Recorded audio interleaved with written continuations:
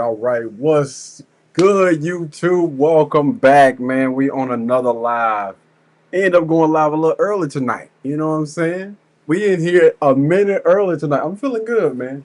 I'm really starting to get in the rhythm of this thing.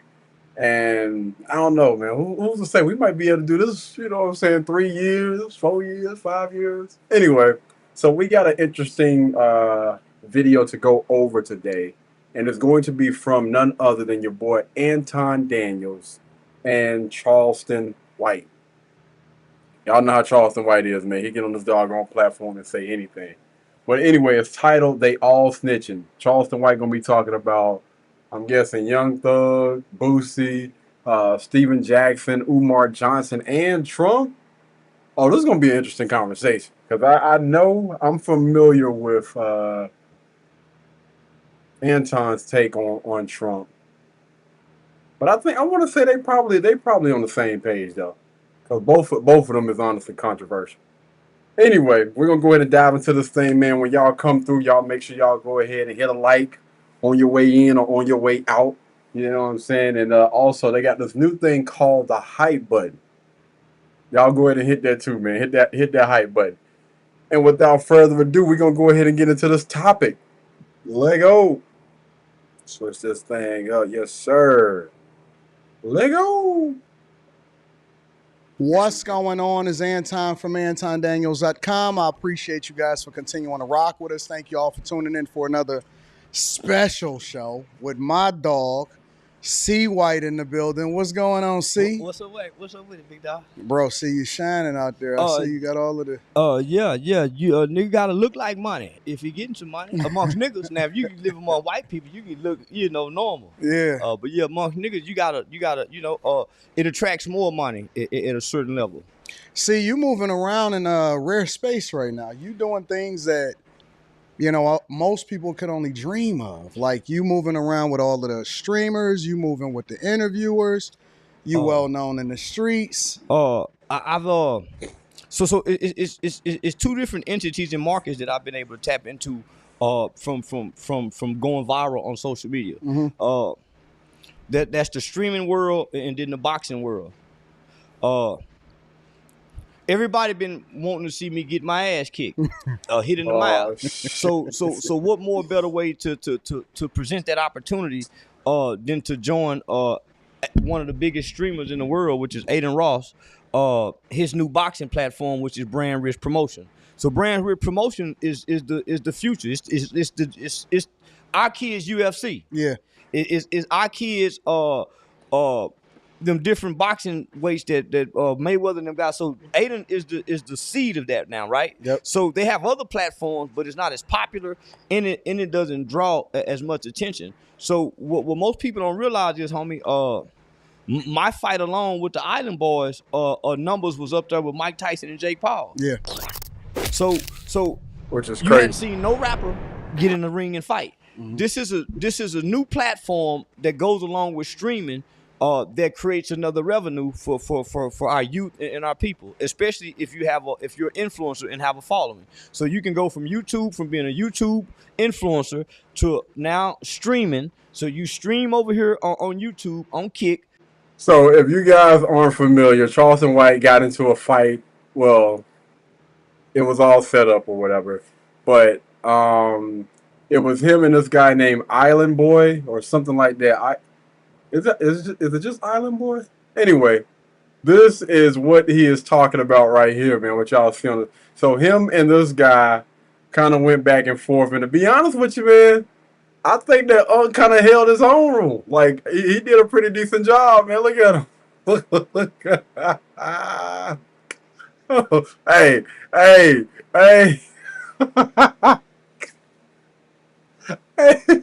Anyway, man. So they had a little scuffle, man, and they were like the main fight, man. They went 3 rounds, and I believe that Charleston White actually got the best of him. So this is what he's speaking about. He's talking about right now, man. And I would agree. I would say that Charleston White is definitely agree with Anton. He known in the streets. I wouldn't really say that it's a good thing though. I think that most people aren't really aware of the things that Charleston White did in the community before he started getting onto these social media platforms and pretty much portraying the villain. You know what I mean? Because I mean it's marketable. If that's how you bringing in money to be able to feed your family, I can't really say too much about it, dog. Hey, get your paper, dog. But yeah, he all over the place, man. He's on every single last viral TikTok. When I get on TikTok and I scroll, or even IG, this is the face that I have seen for the last 5 years, maybe. I was gonna say 8, but I'll say, yeah, definitely about 5 years, man. Charleston White is definitely getting paid from doing interviews to doing these live streams and stuff, these 20v1s. I'm talking about they paying people 10, 15, 20K just to show up to be in a video. Get your paper. Hold on, my bad. I'm up here. Yep. Kicks pays you for your audience engagements, and you take what you do on Kick, what you stream live every day, you clip that, bring it to YouTube, already edited, already ready to be monetized. Yeah. Mm-hmm. You see what I'm saying? So I done tapped into a whole new market. So because I jumped into this new celebrity boxing world, which has surpassed UFC in professional boxing, Yep. because nobody's making more money than Jake Paul. Yep. No. Nobody's making even so nigga, I Not done even jumped close. over here with them. Yeah. So and it's the streamers, right?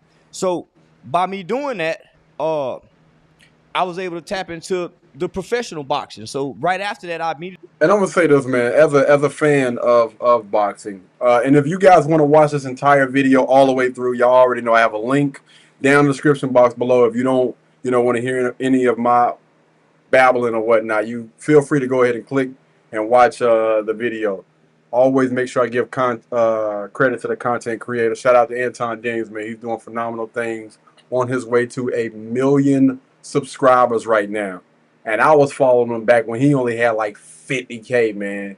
Started putting in that work ethic. Shout out to Kevin Samuels, because I think that Kevin Samuels really lit a fire up under him when he found out how hard Kevin Samuels was working. He was like, yo, I got to go out there and get it. But he did it, man. He stepped up. He did what he had to do, and now he's on his way to that 1 mil plaque. So salute to him. Now getting back into what Charleston White was saying, man.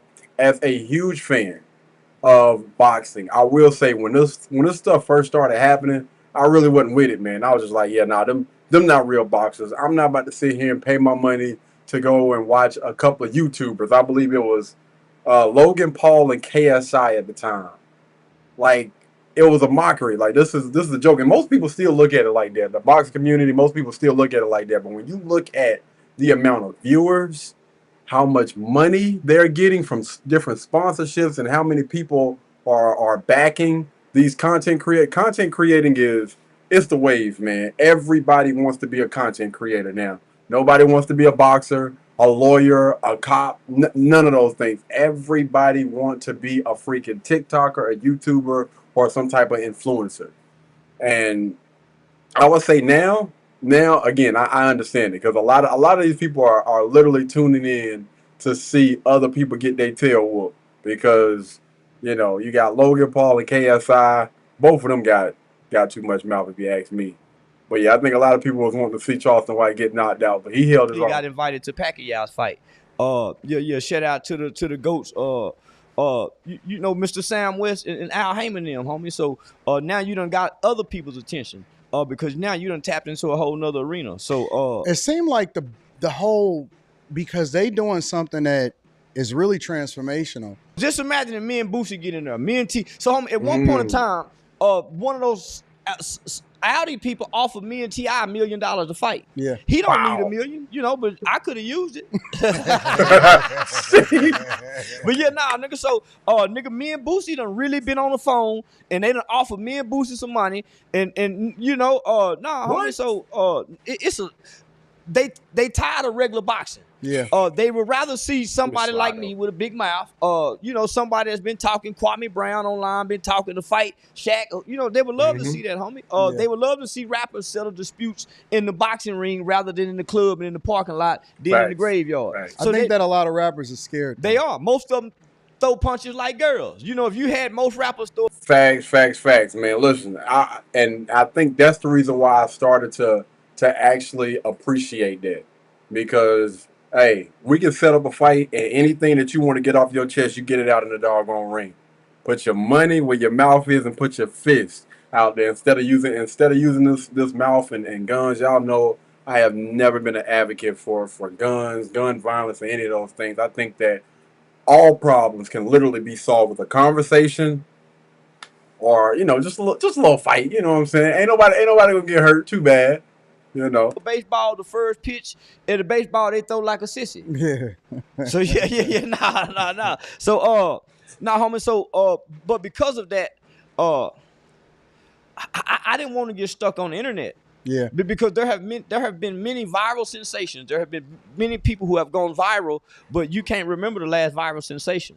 You've always said that. Like, Yeah. from the very first interviews that I've ever done with you and all of that, you've always said, yo, I'm not about to be boxed in by nobody. Because I started to realize that this group of Americans is dumb and stupid, like children who watch TV and believe what they see on TV is real. Facts. So there's a time in your life that everything you see on TV, That's why I say he there's play a sentiment character. of it that you believe is real as a kid because you have an undeveloped brain and you don't know life in reality. Yeah. Well, because these people live on the internet, they think I'm what I am on the internet.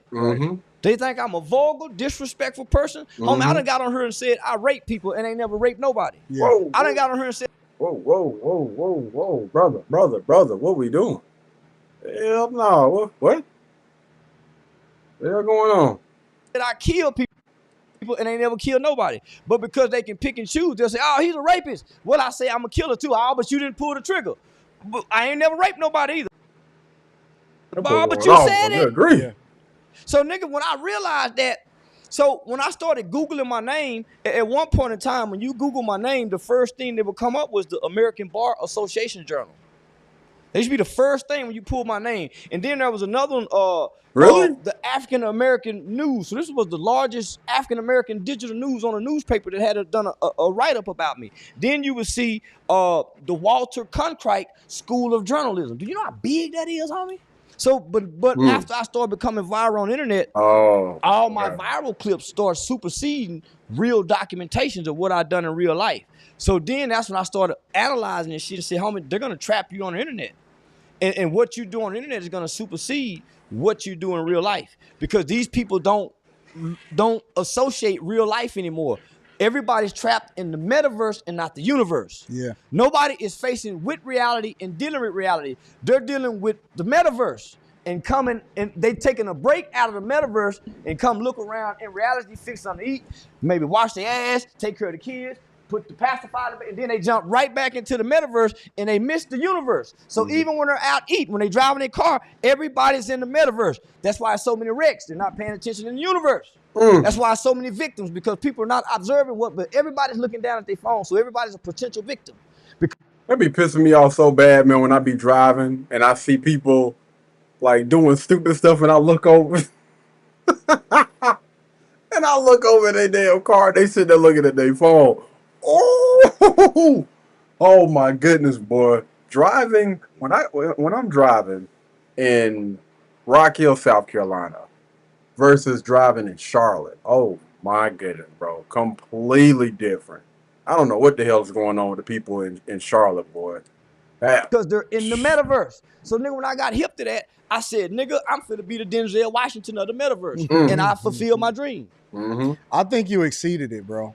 Like, Facts. everybody kept predicting that, oh, man, maybe they're going to cancel him or somebody going to get to you or all of this other type of stuff.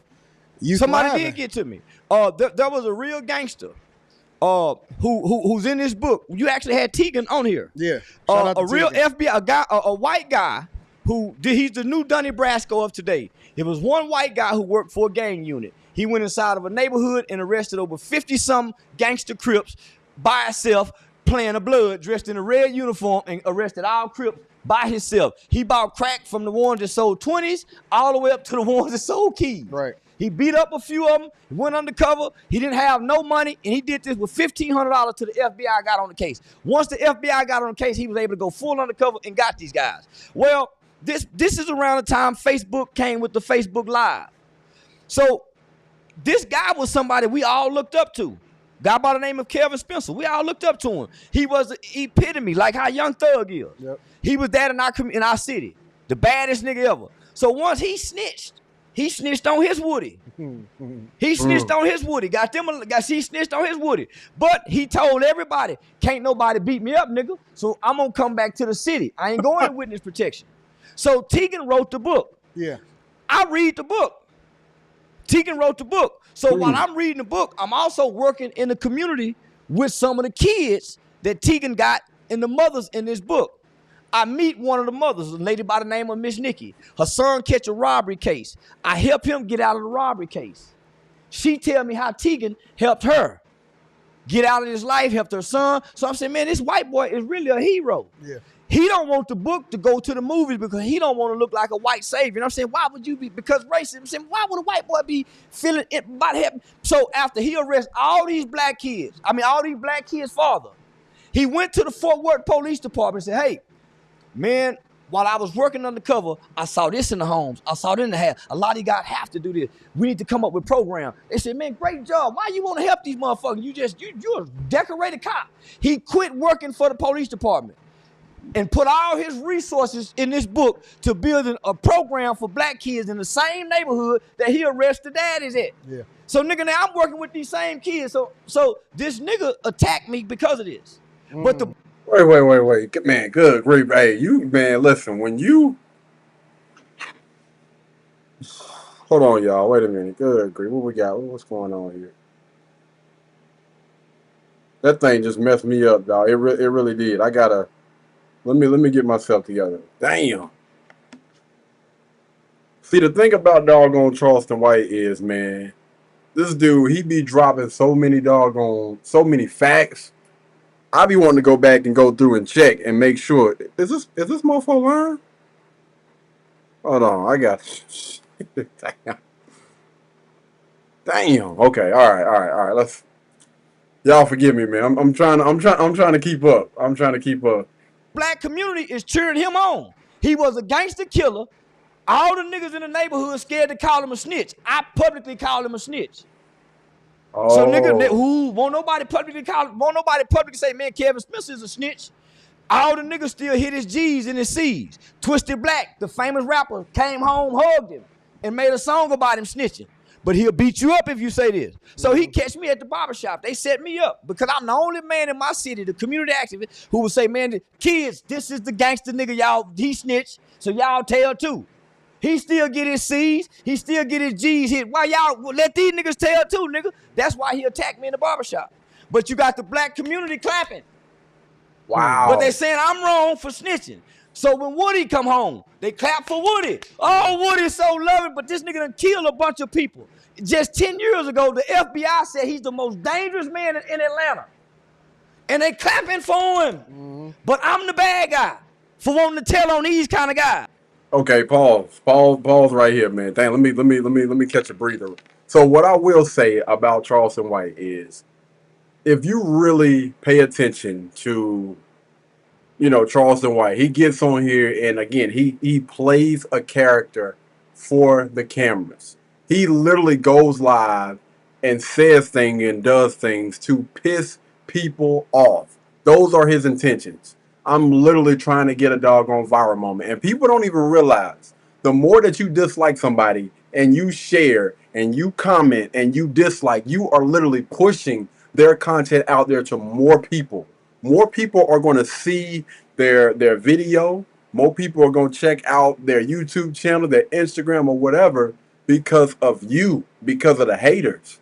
That's why they say, man, listen, the haters is one of the reasons why you are going to blow up. People that don't know too about you.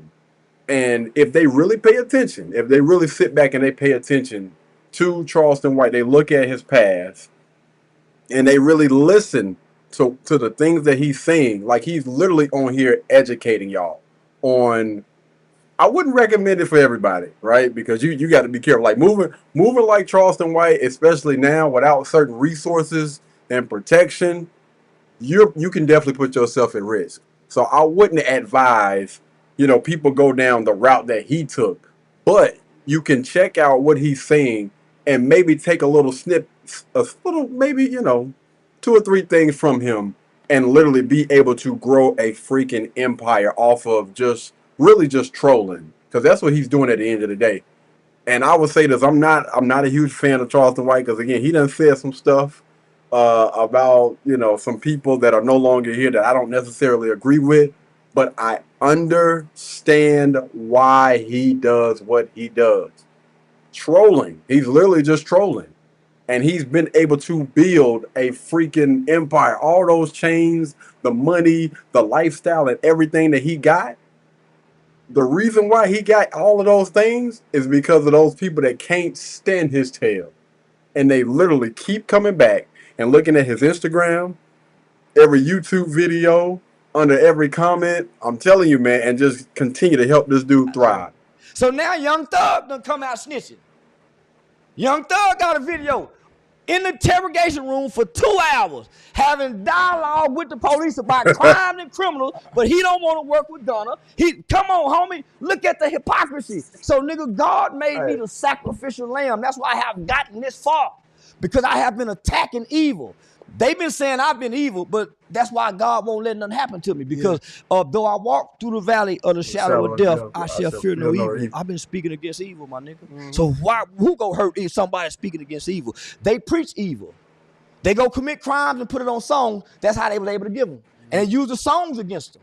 So, nigga. I mean, he's not lying. He is not lying. A lot of people will be getting on people snitching and stuff like that. Listen. If somebody is in your community and they're doing things to harm the people around you, bro, what are we doing? That's just like somebody come and do something to your younger brother.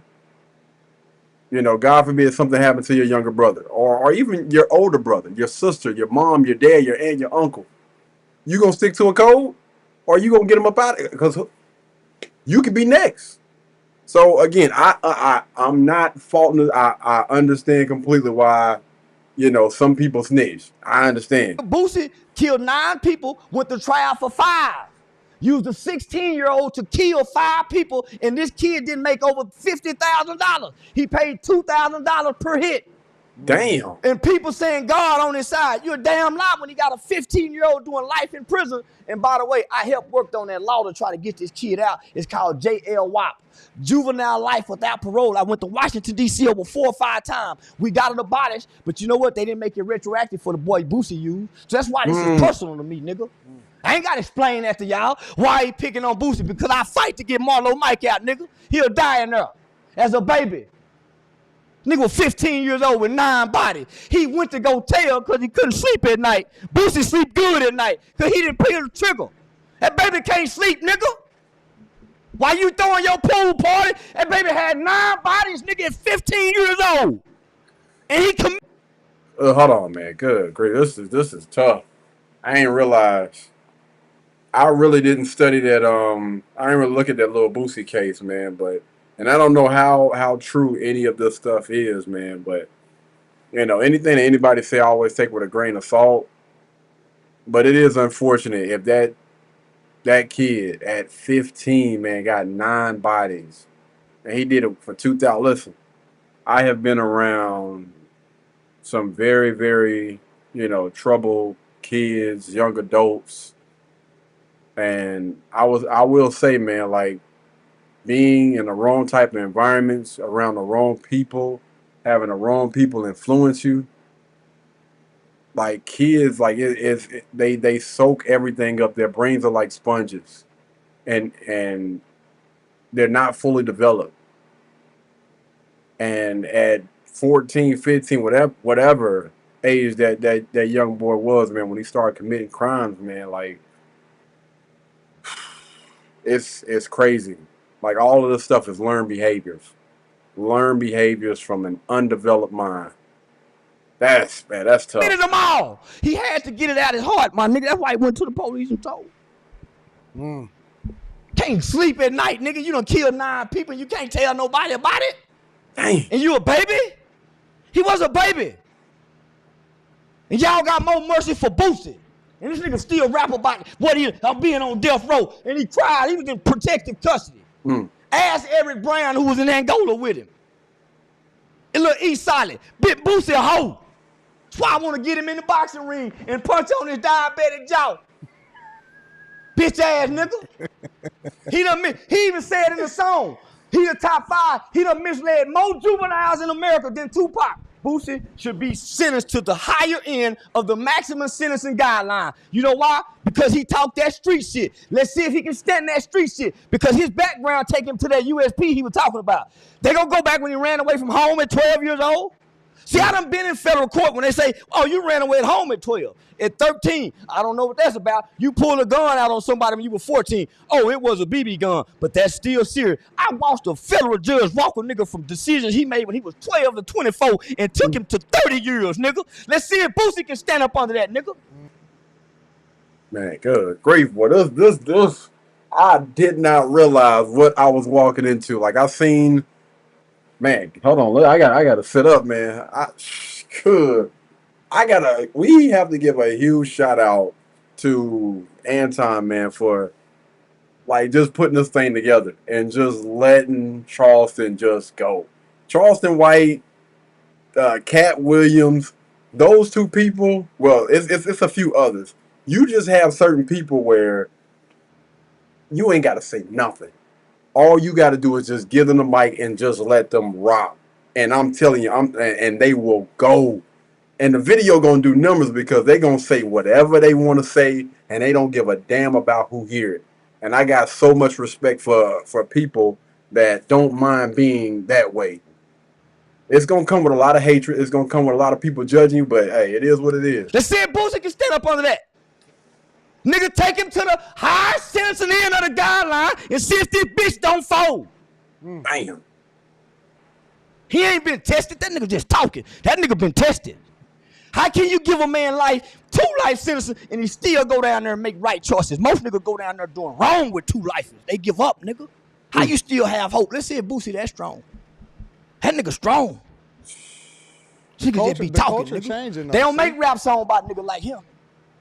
They don't make rap because niggas like him don't rap. They don't get a chance to rap, nigga. Damn. So maybe the culture is changing now. Maybe they're celebrating the people that's selling now, right? I think I made telling cool. Because telling always been cool. I think so. If you can fight, telling really cool. Shit, if you can fight, telling cool. Don't be a nigga that can break a nigga jaw. Or have a reputation like Woody, known for shooting that pistol, and you act like you might still go back to shoot that pistol. Nigga, you can tell every time you go.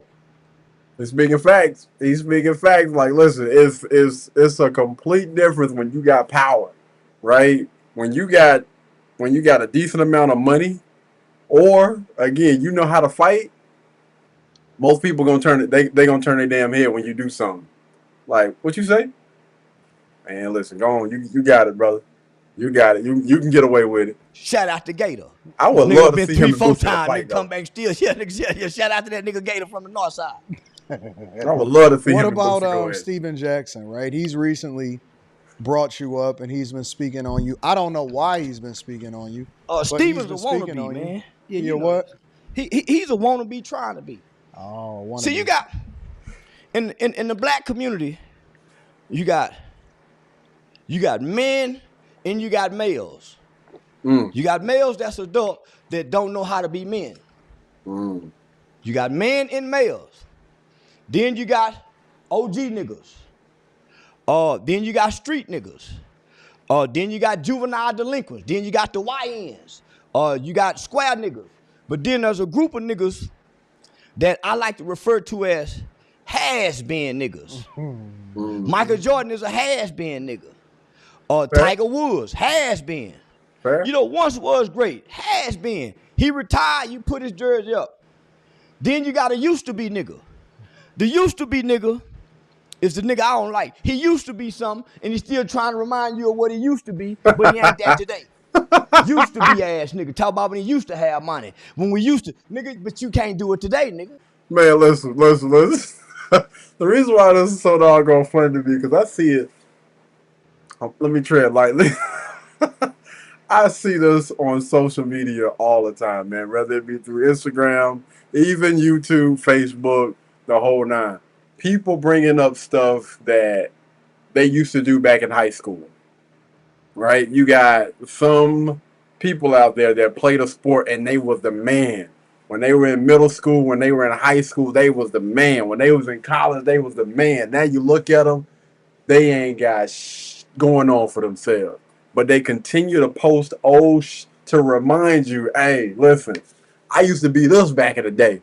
You know what I'm saying? I used to have them all the way back in the day. So I agree with him when he's saying that, man. Because we see, well, I know I see it all the time. I see it too damn much, man. You need to let the past go. And I actually put something on Facebook maybe a week ago, man. And it was basically just saying that I'm not one of those people that's going to linger on the past. You know what I mean? Each and every day that I get up, I'm trying to accomplish a new goal.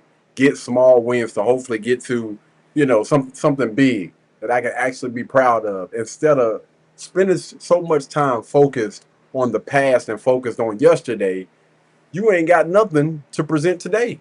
So, yeah, I So definitely shut up. understand what he's saying with that. Then you got a wannabe nigga. That's what Steven Jackson was. See, Steven Jackson Wannabe. is what I was when I was a little boy. A Damn. wannabe nigga. I grew up in the suburbs. Nigga, in the 3rd grade, I had my own room, my own phone line, and I had a bunk bed, and I had a Nerf tennis ball with the, you know, you can shoot the basketball in your room, and I had an Atari, nigga, to myself. Damn. Nigga, I was considered rich back then. Hell yeah, even now. So, Shoot, nigga, I you got all don't know that what stuff it's to like to yourself. grow up in the project, but I watched it on TV when I went over my cousin them house in the ghetto on the weekend. I got to stay Friday, Saturday, come home late Sunday. I get to see all kind of shit kids in my community don't get to see because they parents is unsupervising them. So I take these negative elements back to my suburban neighborhood and I play with kids who hadn't saw this, and now I'm trying to hunch and fuck because I done seen my big cousin getting his dick sucked. So now I'm trying to Wait. I want to point out something real quick. I know he about to get into some other is. I want to point out something, right? Think about what he's saying. I lived pretty much in the suburbs, well taken care of. He had a room to himself. It sounded like he had everything that any kid could possibly dream of. Spoiled, right? But I used to go to my cousin's house on the weekend, and I seen them how they behaved, and just think about how everything is playing out in his life now, right?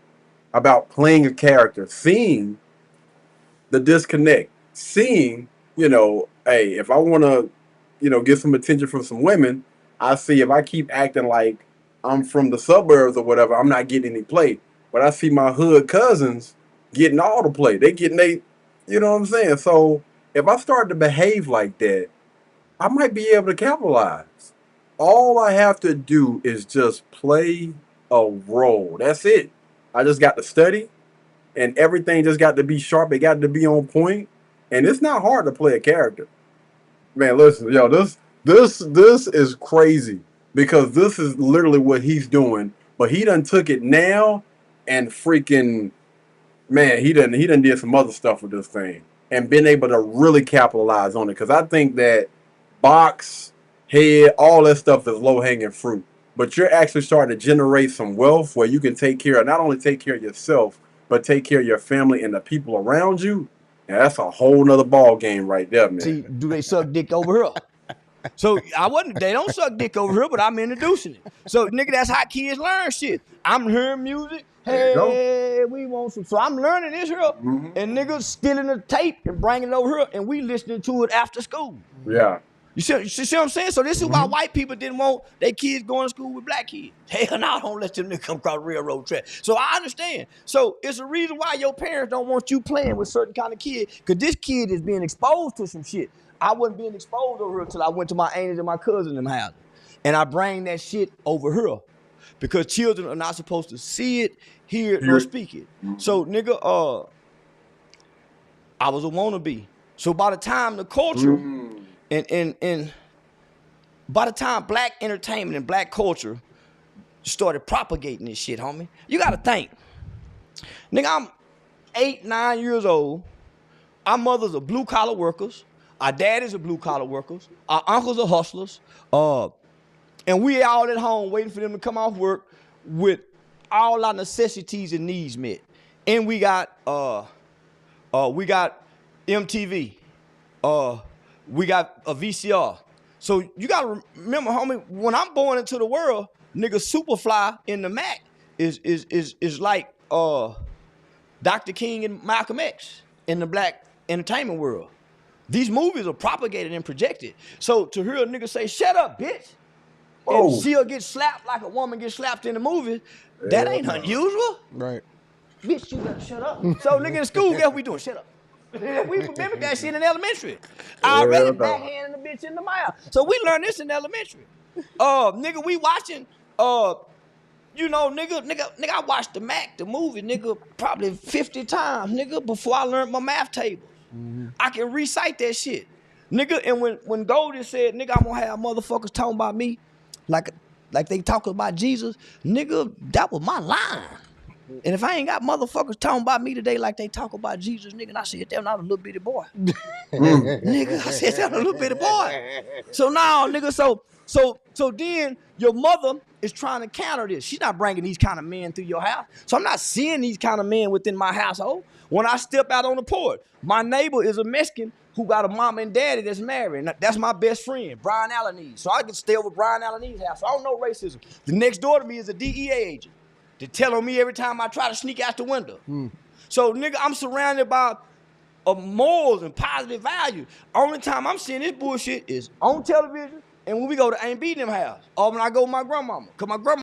See, this is kind of messing me up right now, man. Now I'm starting to think like, bro, you try to instill, positive things into children, but and I spoke about this on other podcasts and other videos and stuff.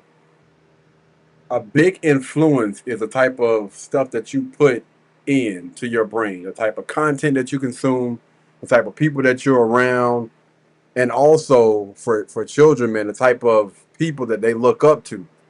You know what I mean? And I know he speaks and he talks about his mother.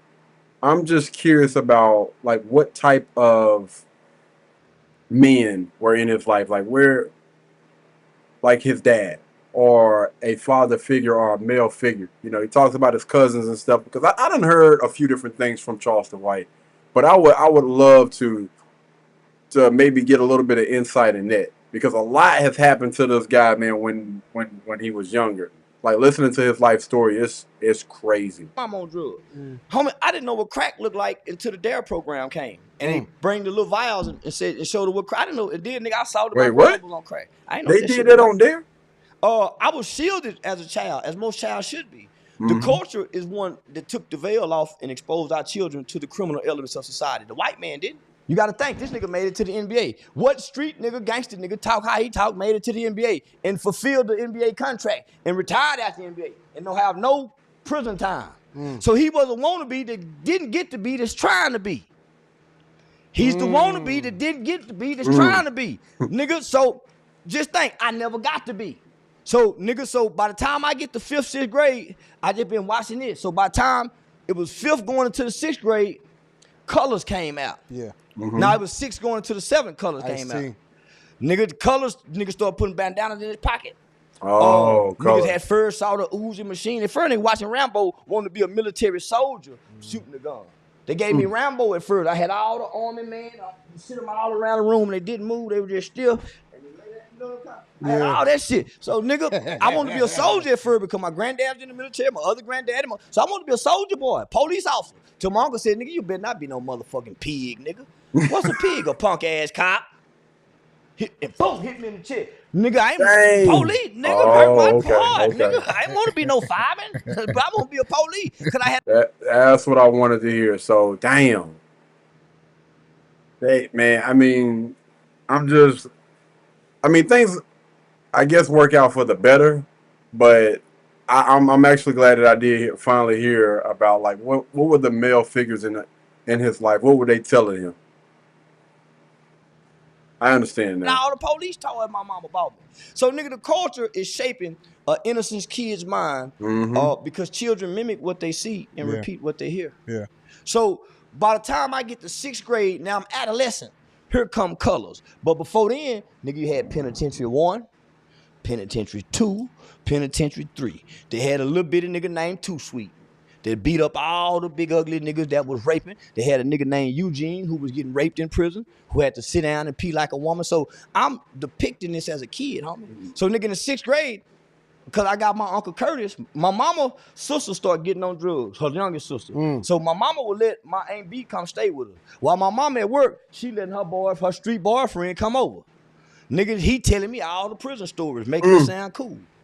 Then they taking me to the store while they go steal cigarettes, carton of cigarettes. Come back home, lock me out the room, fuck, let me back in, smoke cigarettes, play cards. And yeah, nigga, so now they teach me how to steal. I get to hear them and yeah, give me this pussy, bitch. And hear the head boy, so nigga, I get to turn into a little freak. I'm learning some shit about my mama, but she don't know this. Wait, man. Yo. Man, good grief. Yo, when I tell you they were reckless back then, man, this is crazy.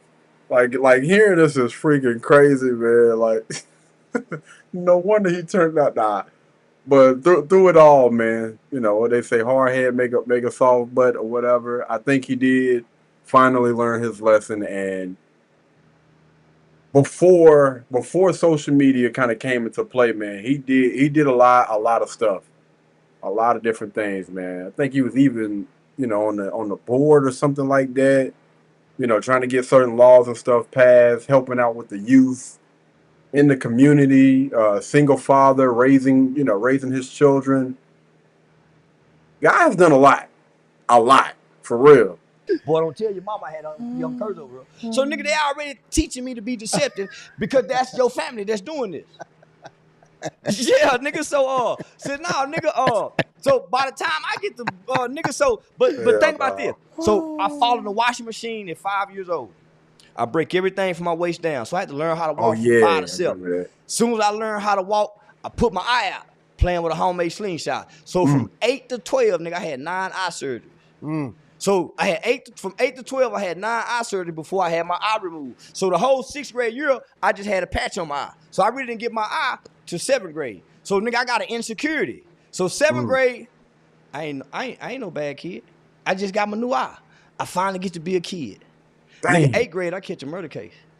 Yeah. So these niggas want you to think I'm a street kid, and nigga, I've been in the hospital. I just got my new eye. I don't know nothing about the streets, nigga. I've been watching television.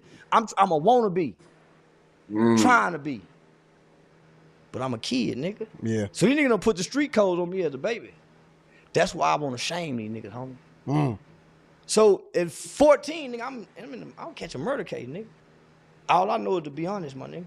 I don't know the lie. I wasn't raised like y'all. Who did this, mama? This what we did. Nigga, I wasn't raised to go against the police.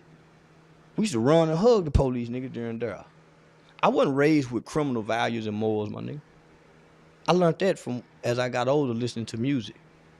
But I wasn't taught it. So I can't stand on it. See what I'm saying? Yeah. It's not the foundation of who I am and how I was raised. How you was raised and where you was raised is your foundation. You just add to it as you build the structure throughout life. But nigga, my foundation was built good and sturdy. Yeah. Yeah, so I went back to my foundation because I didn't know what I was doing in the streets, nigga. I went back to my foundation. Praying, God, yeah. So now, I grew up in a boys' home, nigga, really studying the culture from the outside.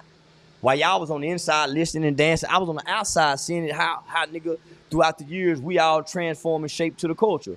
We wouldn't have never knew nothing about Moet Chandon and Master P would have never told us. Yeah, We would have never knew nothing true. about Versace, Giovanni Versace. Pac wouldn't have been rapping about it in the Dob hats. Nigga, we wouldn't know about threesomes if these niggas didn't put it in a song. We wouldn't know about Percocets. We wouldn't know about nothing if these niggas didn't speak it through a microphone to us.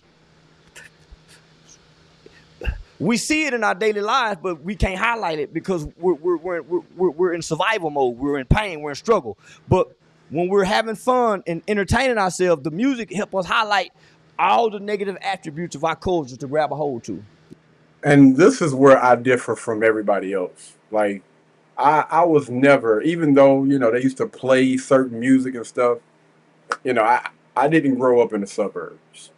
You know, we grew up in some very, very rough areas and we moved around a lot.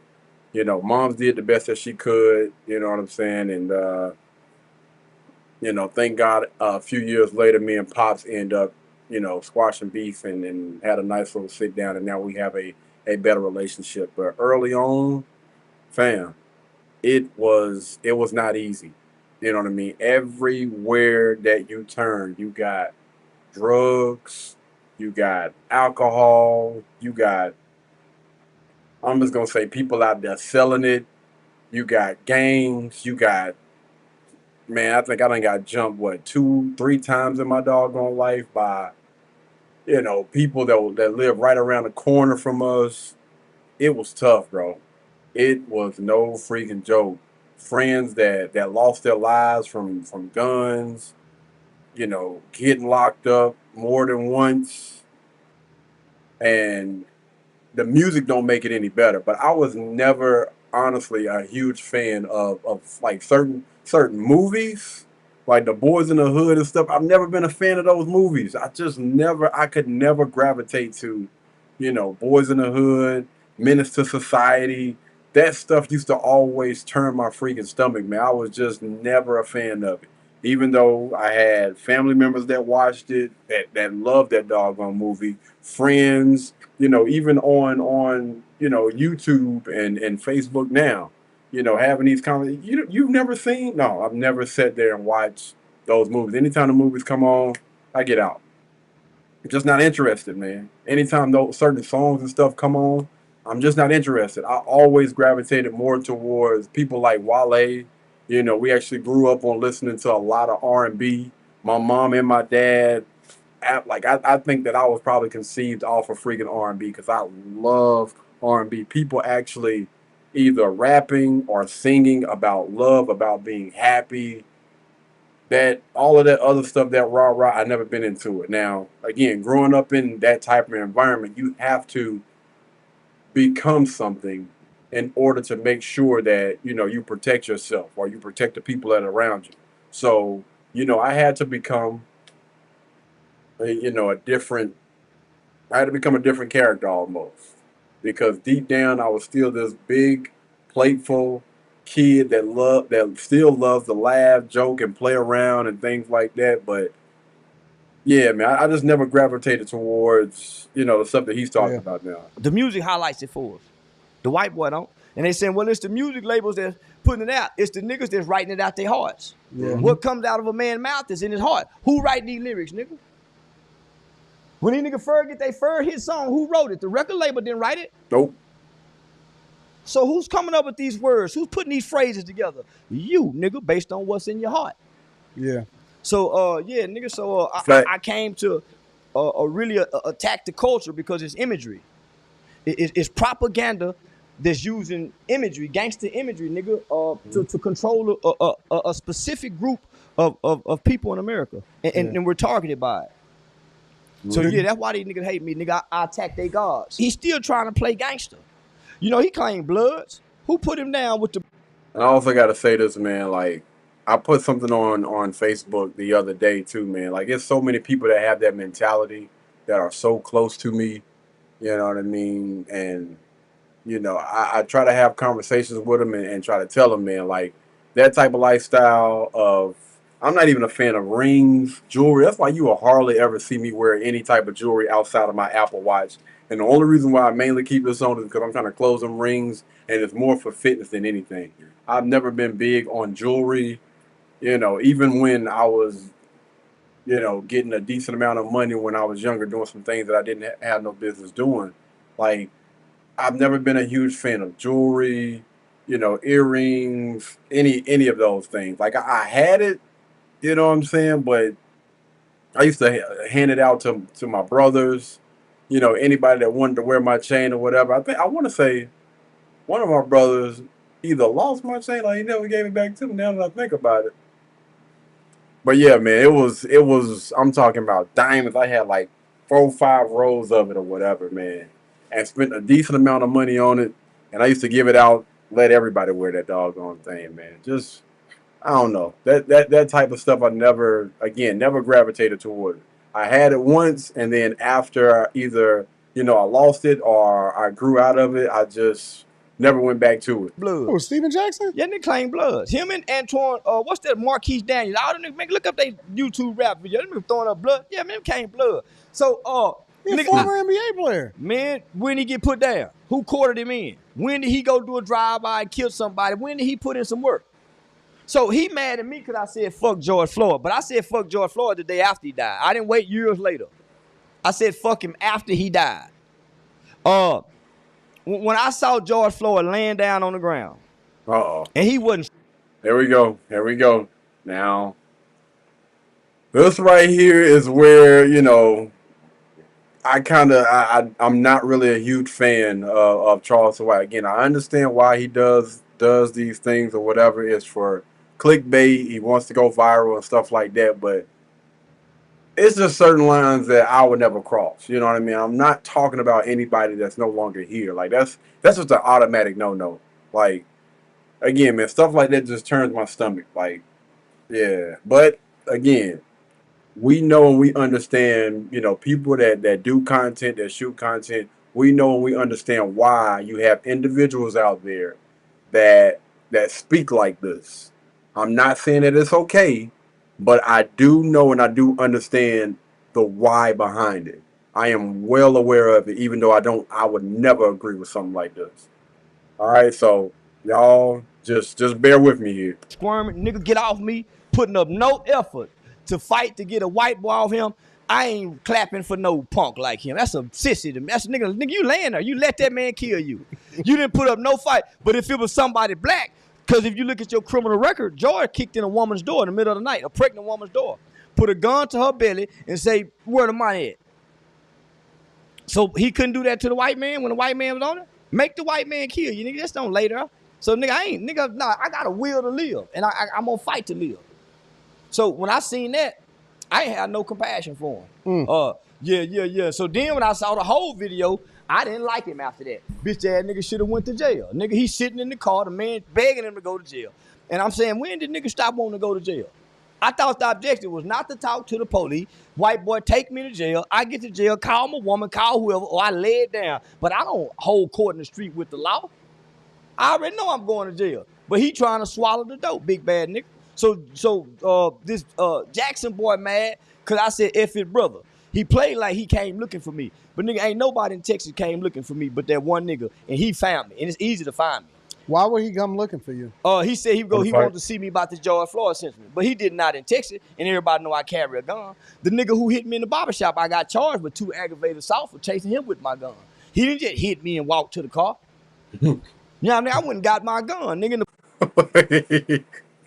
Now, I'm laughing about the part that he like, listen, hey, everybody know I carry my gun wherever I go. And I understand why. I completely understand why. And when you say certain stuff like this, man, you tap it into a whole nother thing when you do stuff like this, man. That's why I say I understand it. I would never tell anybody to follow this blueprint. But I think that, what he does and how he does certain things, I think that if you do it, I'm not going to say it the right way, but if you know and you understand how to do it, but you don't cross certain lines, there is a way that you can go viral. There is a way that you can become an influencer quick with being a troll and being controversial or not, without having to overstep as much as he does. Police charged me for catching me on camera running through that bitch looking, where you at, motherfucker? Everybody in the bathroom. Y'all done scared the people in the building looking for that nigga. That's the part they don't tell. So yeah, now, so now, nigga, he claimed he looking for me. Nigga, you ain't looking for me with Texas, and this is stand your ground state, and you 7 feet tall, and I'm weighing 122 at the time. Good grief. Damn. He say he looking for me, but he wasn't. Say 122 is crazy, my bro. comedy show posted every week. Yeah. Nigga, you can buy a ticket at the front row. Nigga jumped on stage with Dave Chappelle. Try it. So he was mad about that, homie. But what he really mad about is me and him got mutual friends. Guy by the name of Damon Wills. They freaked together. Damon Wills was married. Me and Damon Wills was working with Hype together. Hype Youth Outreach. He was a part of my organization. I was giving him an extension of my youth organization where I used to go to Port Arthur and work with the kids in the school at the high school Stephen Jackson. What the hell did he just say? Well, rather than Stephen Jackson helping him fund him, I think at the time he was wanting to break away from Hype and create a program that was called I Found Me, because he spent 22 years in prison for a murder he committed. The guy that you're Damon talking about right now? Our mutual friend, Damon Wills. Okay. So Damon So y'all Wills, got a mutual friend. we got a mutual, they best buddies. So that's why he called Dewberry. He could have found me. Nigga, Dewberry didn't call me and said that nigga looking for me, because I would have made it possible to catch a free killer NBA player, nigga, in self-defense. Damn. In Texas, Damn. he came from another city, another state to confront me about what I said with every intent to harm me. Man, I would love to kill a black man with those intentions. I would love to make a nigga mama cry with those intentions. You gonna hurt me about what I done said, and you done said some things in life that hurt people. You done said something wrong to your woman, a neighbor, but you gonna hurt me for what I said? I'll kill you, nigga. So bring your bitch ass. So he talking like that, nigga. I keep weapons for black folks like him. So he done made all these threats, homie. But nigga, so Damon Wills is out after doing 22 years working with me. This is documented. We're going to. Now, did I miss something? Y'all, did I miss something? I could have sworn and I'm not gonna put words in this man's mouth, but I could have sworn he said something that I'm not sure if I heard or not. Maybe I'm tripping. Maybe I'm tripping. You know, I don't want to speculate or anything. We're gonna fall back and we're just gonna listen. Youth organization. We're going to youth prisons. We're going to in Port Arthur. So rather than Stephen Jackson helping him fund this, he taking him away from his family. They fucking hoes, having threesome, recording it, and the man wife find it. So while he out, the guy that just got out of prison. Yeah, the guy just got out of prison. So while Damon Wills running with Stephen Jackson as a crew, hanging with the rappers rather than working with the kids that we had going on, I'm on the thing saying fuck the gangs, fuck Nipsey Hussle. So they say, oh man, nut tripping, cuz. So now I'm tripping. Yeah. Cause we all in the same little clique, right? Yeah, so it's another nigga in the clique, fucking Damon Wills' wife, while he out partying. So he the one letting them know, man, look what Stephen Jackson doing with your husband. So everybody nigga mad at me. They don't just want to tell the truth, man. Why is this? Oh bro, I just got chills, man. Hold on, fam. Now, damn. Good grief, bro. Man, what? Hey.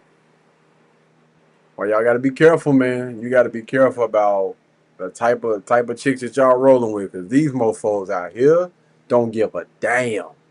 They don't care, man. Just nasty. Ugh.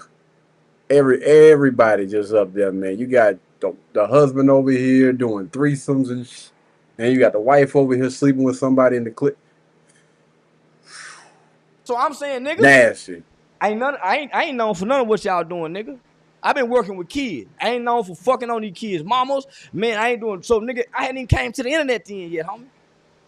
I hadn't even came to the. So I'm saying, if this nigga really your homeboy, nigga, tell him open some doors for we really working with kids. Yeah.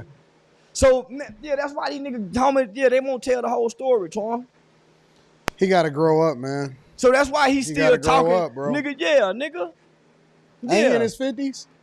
He older than me, I think. Nah, he might a few years younger than me. Man, nigga don't want, homie, none of these niggas want no problem, homie. That's why ain't nobody caught me yet. These niggas don't want to catch me. I could have been caught. I guess, I don't know, man. I would think that nigga to make that type of money. It ain't nothing. It ain't it ain't nothing to go to jail for beating me up. I'm just a $500 bond. It's a $500 bond. That's true. It's a misdemeanor. But what they know is he got something he go use. Not only that, I'm going to jail because he go call the police. Once I realized that the most self-defense tool you can use on a black man, I'm gonna call the police, nigga. Watch how fast he go when you try to act like you go down 911. Because if he do anything after that, the white man have put a law in place that's called interfering with a 911 call. If you say, bitch, I don't give a damn about you calling 911, and she on the phone with 911 and 911 her, that's interfering because you're trying to intimidate her. Yeah. That's a felony offense, nigga. Just get 911 on the call and let him talk bad in the background. Damn. Just call 911 and let him talk bad in the background. All right, listen. Hey, Charles. All right, Charleston putting a lot of people up on game right now. Boy, that's crazy. This is insane, man. Snitches everywhere got their doggone pen and paper. Like, what you say? Word? Okay. Say less. He'll get all kind of felonies. Stupid ass nigga. The only way to beat the white man is with his law. That's why he make laws every year that you can't keep up with. The only way to beat the white man in America is with his law. Don't you know a slave mailed himself in the mail and got out of slavery by mailing with the law?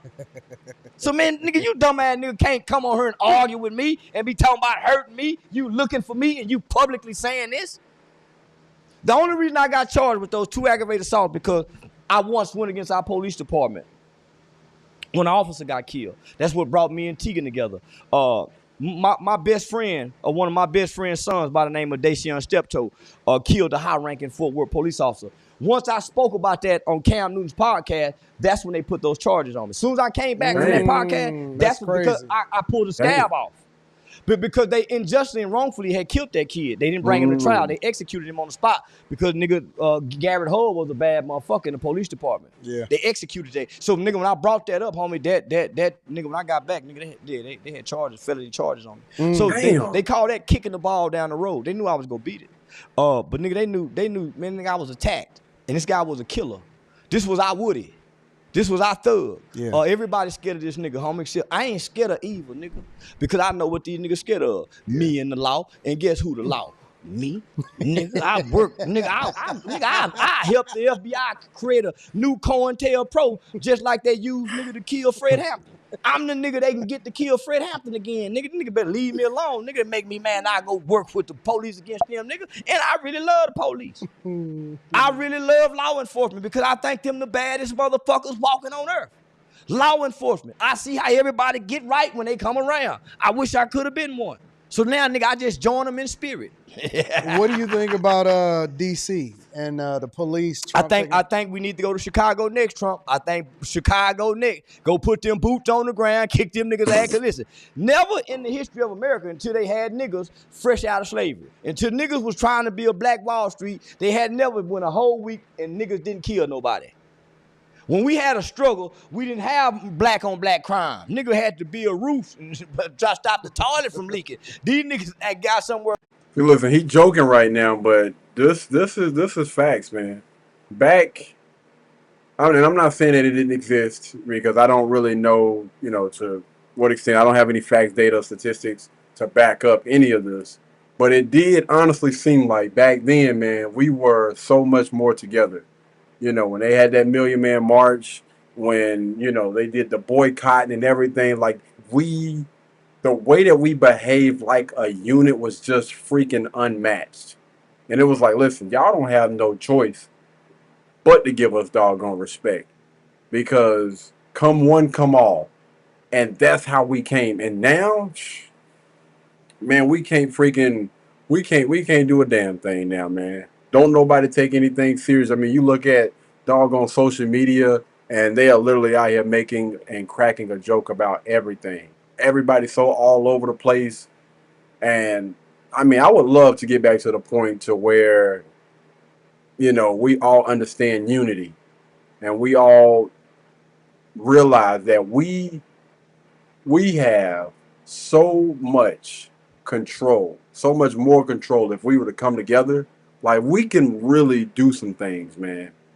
if everybody knew and understood that. But I think, honestly, I'm gonna be honest. I think we are so far off, so far away from that because I think that the families, that's where everything starts. Family.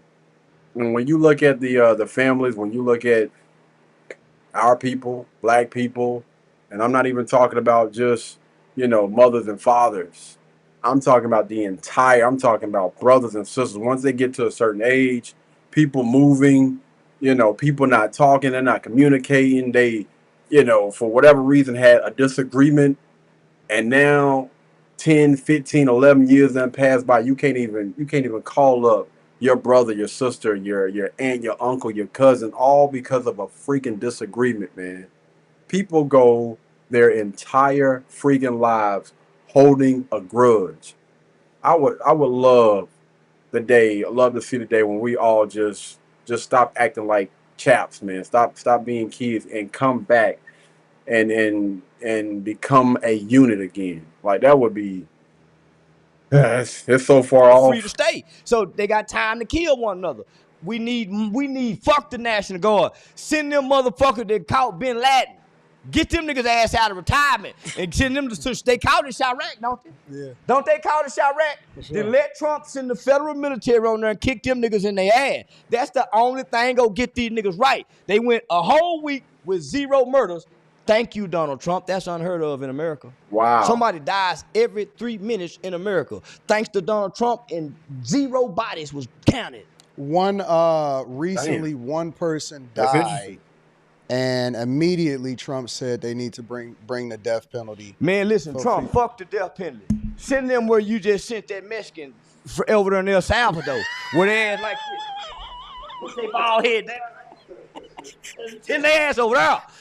Listen, they got too many privileges. What are they in talking prison. about? It's too easy for these niggas. They get to sit around and play domino, motherfucker. Next thing you know, they arguing over football. Well, meet me up under the TV. They fight. Man, they need chain gang, 18-hour slave. Prison system in America is too easy for our motherfucking tax dollar. It is not inhumane. See how these niggas ass get right? Do you see how these niggas? Now, they didn't take that for him, but for our most niggas, it take what he got to come home and do right. Yeah.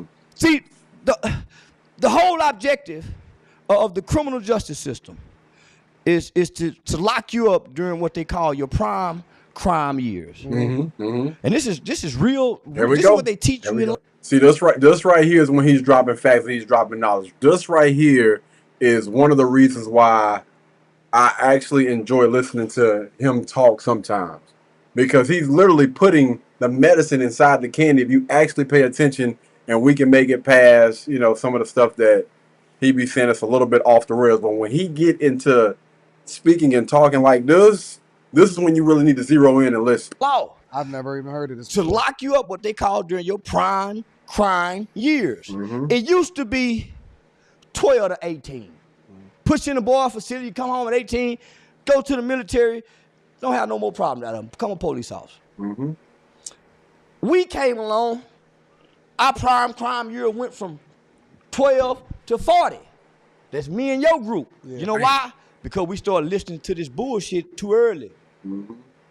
Crime and the criminal elements of society start being propagated, promoted, glorified, and idolized and rewarded in our culture.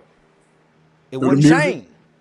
So we started listening to it at an early age. Yep. So all the psychologists, criminologists, psychiatrists start talking. Well, that word was kicking his ass. But no, he definitely speaking facts, man. Again, when he starts speaking and talking like this, I think that it's really important that we really pay attention.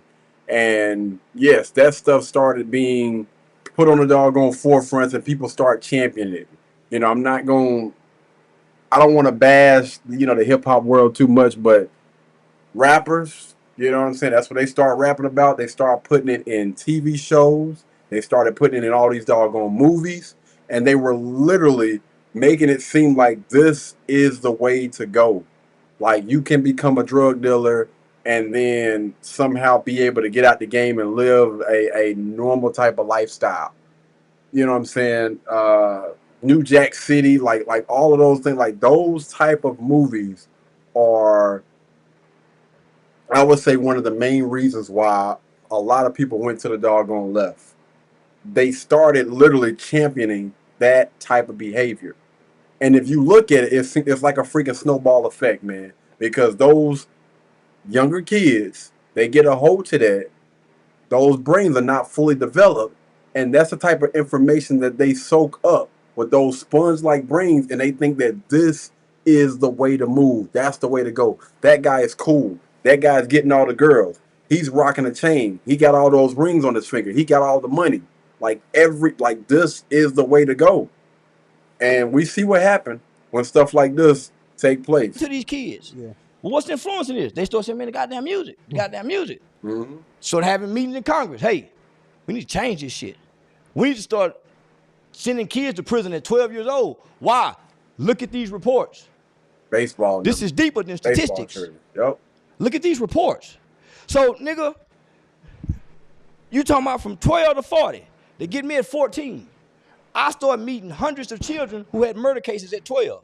Dang. My partner killed his next door neighbor, styled 93 That's times. crazy. My partner, What? 12 years old, killed his next door neighbor 93 times. So I fell in a group of children in America who became the first children of this era who began to commit crimes such as murder and capital murder. Man. That's scary, bro. That is freaking scary as what can possess an individual to stab somebody 93 times, bro? 93 times? What the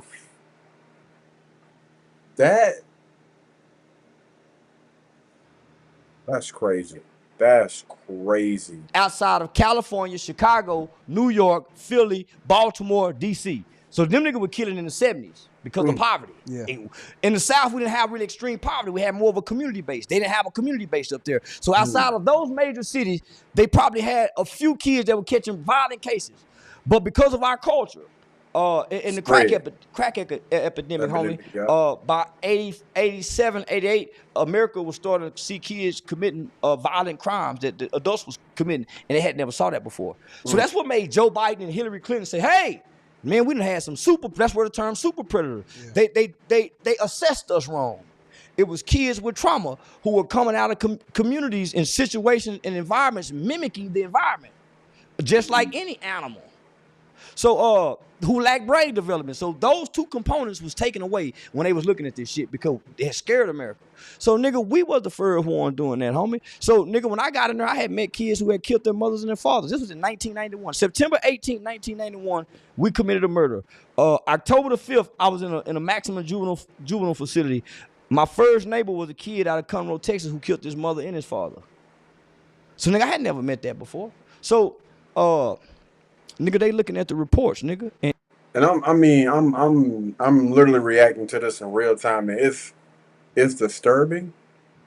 But just to hear some of the things that you know he's heard, maybe some things that he maybe have experienced, man, like, helping out youth, helping, kids that done went through this type, man, listen, that stuff is heavy, bro.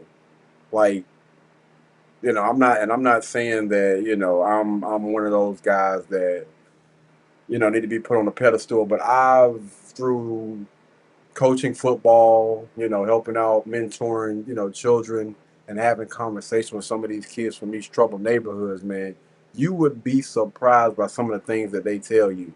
And I'm like, at that age, that's what you're carrying around that at that age. I grew up in a very, very rough environment, but we talking about 6, 7 years old and talking about losing a friend, kids losing a friend to gun violence.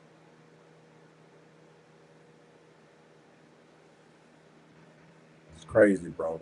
And nigga, when everything goes back, nigga, we're being programmed to be criminals by way of our culture. Why do you think that Brandon Johnson, the mayor of Chicago, Los Angeles mayor Karen Bass, all of these people these mayors are trying to turn down the help from the federal government to actually stop the crime in the communities? Because crime, black people's struggle and pain have always been a monetized game for other people. Damn. If you stop the problem in the black community, then what happens to all those 501c3s that get all this money? From Goodwill to DAV, the Boys and Girl Club, the black churches, all these motherfucking 501c3s that get all this money to help funnel, shake, control. What happened, nigga? This is how you control, nigga. You need these problems to control. And what do? You monetize the control. It's called control chaos.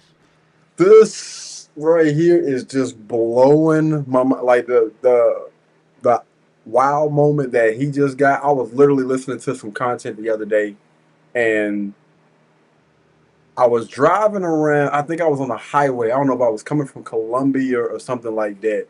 And I briefly remember what they were talking about, but they were like, yo, why in the world, won't these elected officials and stuff step in and help these people? And they was like, yo, because they're getting paid. Like, the more crime, the more, issues and stuff that they have in their city, like they're getting a big check because of that. And if they were to step in, it's like that's gonna cut off a big portion of their money.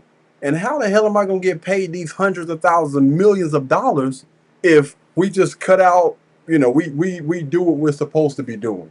No, no, these people are just gonna suffer because we need to get paid. It's always a money thing. It's always a monetization thing. And again, the more that he speaks, man, everything is freaking lining up. You know what? One of the things that he does speak on a lot, and he just got off of MSNBC, Brandon Johnson, the mayor of Chicago, is he keep talking about these forming more community groups, asking for $800 million more dollars. Everybody who wants to help the black community is somewhere asking for somebody to get him some money.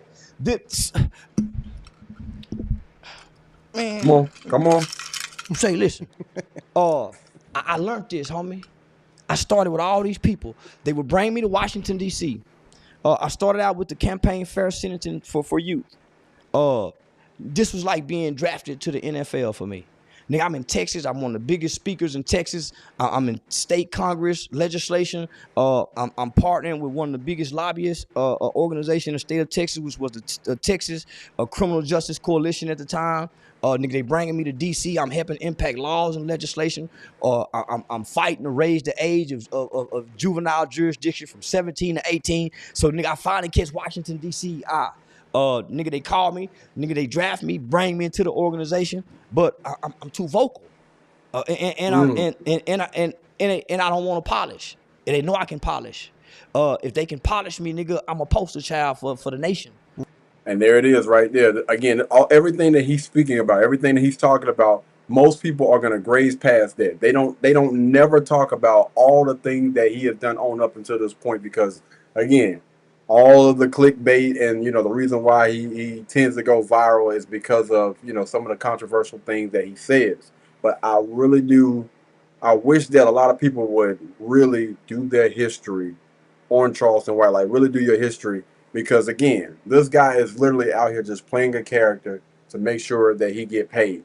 And see, he got to the point where he could have continued to level up, but that's the thing about being a part of certain groups, certain organizations, maybe even the government. They're going to want to put a cap on you. They're going to want you to do and say certain things. And there are certain things that you can't talk about and certain things that you can do if you want to continue to climb that ladder. You know what? I'm going to leave it alone. I'm just going to let them run. Nigga, I did a national webinar with the White House, with the Office of Juvenile Justice Department. It was me, Glenn Mitchell, Xavier Macbeth. I can't think of the other guy's name. So we did a national webinar, homie, with almost every judge, DA. I've had a big impact on the criminal justice system in America. But niggas don't know that. So let me just say this. So I learned a lot. So I would go to DC. I had my own 501c3. I had youth programs. I had curriculum that I had created. Nigga, I had an organization of over, at the time it was 43 men who had all committed murder when they was children, had served 18, 19, 20, up to 28 years from crimes they committed when they was children. So we was going to DC to get juvenile life without parole abolished. So they got like 2,000 guys in America. 800 was in Angola. One of those guys who eventually ended up being released from us working on this law, me and him are friends today, a guy by the name of Edward Brown. They call him E Solid. So homie, I'm on Facebook trying to spread this law, nigga. But I'm dressed up. I'm not cussing. I ain't smoking weed. So I'm learning a lot as well. So what I realize is nonprofits were created during the civil rights movement, and how I learned this is the Annie Casey Foundation is the 501c4 in Washington D.C. that really controls all this $1 billion grant funding going out through America. So most people, man, if you got a backing by the Annie Casey Foundation, you get money forever. So I actually met the executive director of the Annie Casey Foundation like around 2000. You just dropped another gem for all of y'all out. Most people, they not gonna pay us any freaking attention, man. Well, 12, a guy by the name of Bart LeBeau. So I stayed at Bart's house for like 2 days, just traveling the country, doing speaking engagements, and doing all kind of trainings. Homie, they was grooming me to be a bad motherfucker. So Bart had gave me this book that's called The Revolution Will Not Be Funded, and it's written by the Women's Jewish Council. So the Jews wrote this book, and it breaks down the 501c3, which is the nonprofit industrial complex. In the prison and industrial complex, how is the nonprofit industrial complex? So nigga, nonprofit does nobody any good except the people that's running it. It's a scam it's a scam act like it's solving a problem.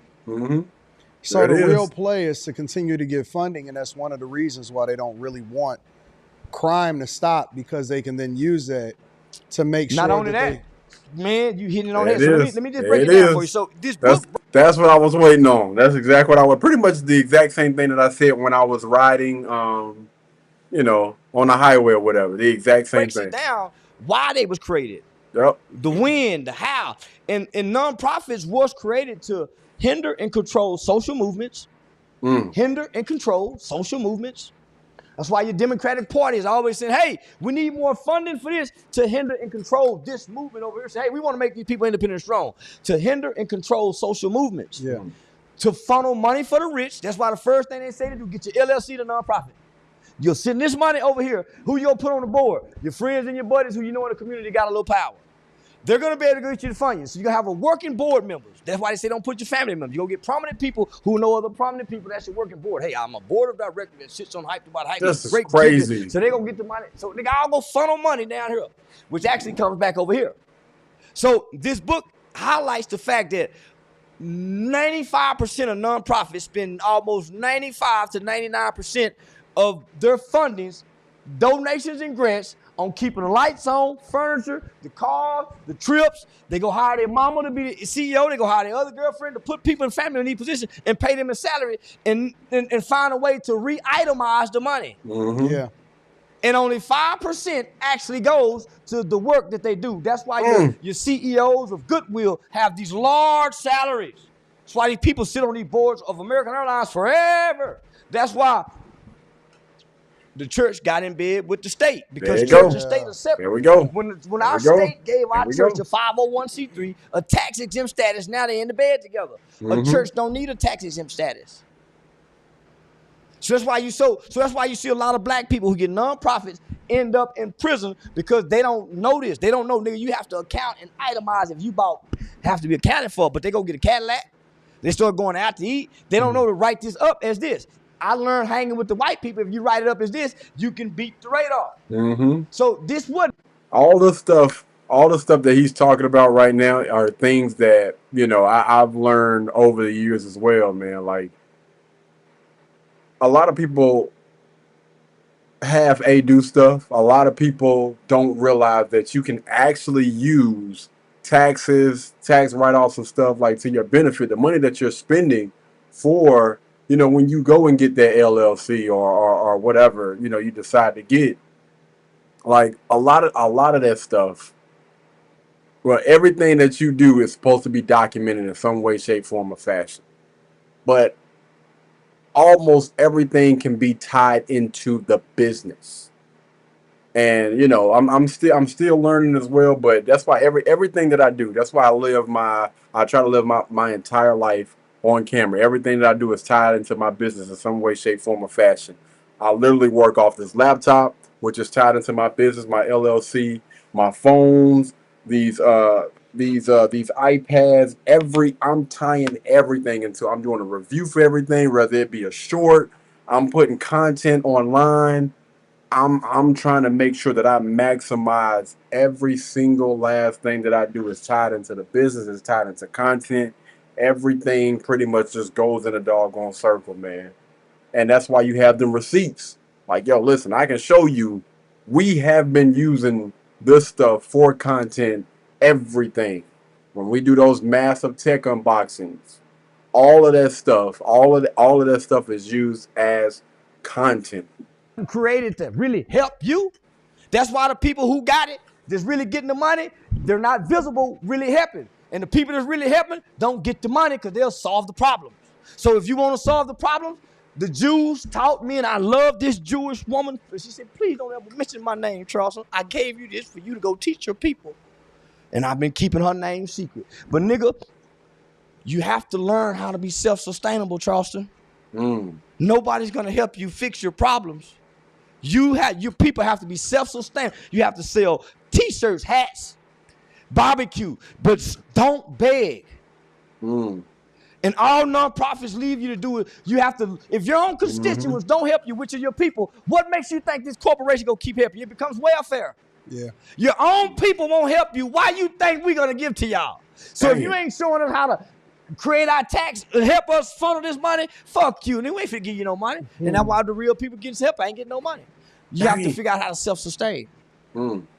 So it's really a money play. I still don't know exactly where all of the migrant Every money time went. there's a tragedy and there's a disaster, so many people make money, whether it's the roofers from scamming, from the hurricane. Yeah. It's so, every disaster and tragedy, there's money to be made. Yep. You know why? Because this is not a country that fixes its social problems. We're not a socialist country. This is a capitalist country. Everything is about money. Yeah. If he die, did you get the video so we can make some money off of it? Yeah. Niggas ain't about fixing. Niggas about money. Yeah. And once Americans realize that. And see, I think that really honestly was like, and has been like, the disconnect for me. And it will take you a while. You know what I mean? Like you gonna have a lot of start stops and trying to ramp up and do certain things when you don't follow certain trends. You know what I'm saying? Like there's a lot of content that I pretty much pass by because I can't do it, man. You know, one of the things when Kevin Samuels passed away, man, I was like, I don't even think I even made one video about that because I don't know, man. It's just it's something in me that just will not allow me to capitalize off of certain things. And I know and I understand as a content creator, like, bro, a lot of people that have made it, a lot of people that make it, they cool with that. They just like, yo, I got to do what I got to do from a content perspective, and my morals and my values just would not allow me to do it. Charlie Kirk was another one. I had the opportunity to capitalize, you know what I mean, make plenty of videos about everything that he had going on. But I just wanted to get online and just speak my piece, what I thought about it. And I was like, yo, we're not going to make another video about this. And I didn't. I was like, yeah, that's it, bro. We just gonna say that. And I look online and I see how many people were able to monetize and make a lot of money off of it, get a lot of views and a lot of different things with it. That's just not who I am, man. I'm gonna get on here and we're gonna work our butts off and we're gonna be consistent. We're gonna continue to post and we're gonna do what we need to do in order to, get better at content creating and hopefully be able to, what I believe is most important, have a conversation and be able to add some type of value to people's lives through this content. And I'm not about to be out here and behaving like everybody else and switch up my morals and my values just because, clicks and views and, it's going to be more money or whatever in the pocket, man.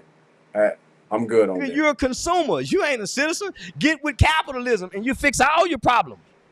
Your money will fix your issues. Yeah. Because homie, that's why you hear other politicians saying, hey, they're just wasting money on pork projects. Homie, they got funding to see how grasshopper shit. They do. They got funding. They got some funding. Of that junk was they got crazy. they got $200 million, $5 million go to see if grasshoppers fuck during the daytime. Homie, it's called pork. They call wasteful spending. This is crazy. But because we're not educated and we don't control our government, we think our government control us, but we the people, homie, if most of us went to Washington, D.C. and butt our nose in their business every election, they'll act right. But nigga, we waiting till they show up on TV and say, vote for me. Yeah. If nigga, we show up like he's saying they going to go, homie, you got to go meddle them people. And that's how we got their attention with the juvenile life. We was going up there every year, meddling them, going into offices, and bringing a nigga with gold teeth, talking articulate, getting their attention. Talking about he killed the white man, but he's working with children now. Homie, my story used to captivate those politicians. Because it's a real story of redemption. Nigga, I ain't hurt nobody since I've been grown. Nigga, I ain't been no criminal. Wow. I just been trying to figure life out without hurting nobody in the process. Mm-hmm. Yeah. Now, not physically. Physically, you haven't harmed anybody, but he says a lot that definitely ruffles some doggone feathers, man. We got it's funny, we just had a primary election and it was less than 16% voter turnout rate. Homie, I used to be 16% is crazy. I used to be an election judge. I used to work the election, then I started working as an election judge for the Tarrant County GOP Republican Party. I'd be the last nigga turning the votes in. I'll be on the white side. I get to work all day. I see the black people over there, homie, they hardly get no votes. But they, homie, so I went to our Republican politicians to say, y'all think we can put a polling place down at the Classy Lady? Then you know what the Classy Lady is. Yeah, I know what the Classy Lady is. Nigga, they agreed to it because they know we could have got some Republican votes down there. Now they're closing down places where just the low the voters turn out.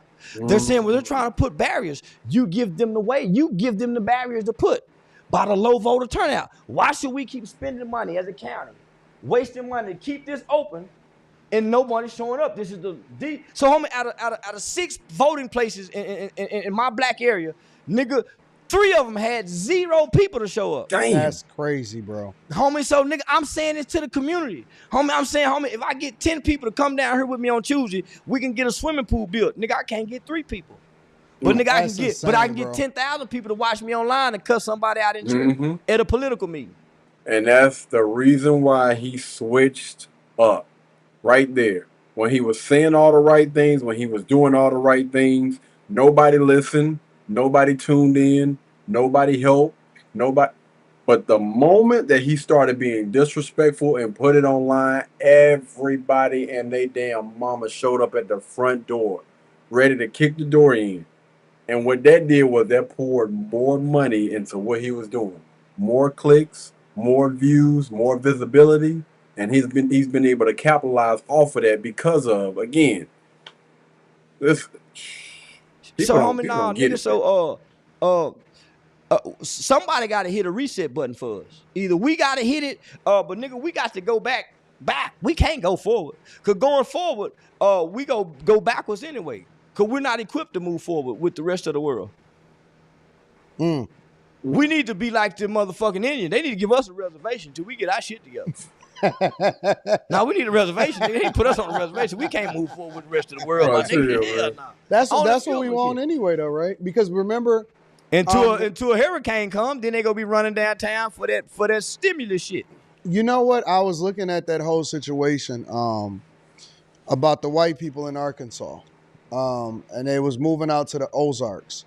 And so basically what happened all of them, yeah, they just making it all white town. Yeah, they was making it all white town. Oh, I wish I could move in with that. I wish I could bleach it. I wish I could take a pill to be white to go live there. Man, I want to experience that white man. God damn shit. What do you think that'll be like? Heaven. I think they gonna end up building streets that's made of gold. I think some kind of way they gonna find a way to put milk and honey in that little river they gonna be having. Man, I'm gonna be keeping my own, y'all. Man, just please make an exception for one nigga, please. And I ain't gonna be trying to fuck y'all wives and y'all daughter. I'm bringing my own, partner, so we don't fall out by nothing.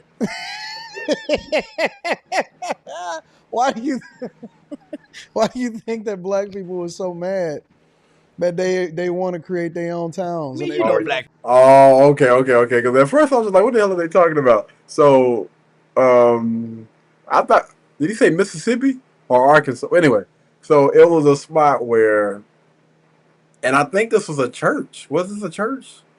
Anyway, they're I'm not even gonna say they're trying to come up with a community. They actually have a little small community where it's only white people. Only white people. Only white people are allowed in their little town, and they done bought like, I don't know, hundreds of acres, I believe, of land, and they're literally building a city or a space just for white people. Nobody else of any other race is welcome. Just white people. And yeah, a lot of people in the uproar, they were upset about it. Me, I personally don't give a damn.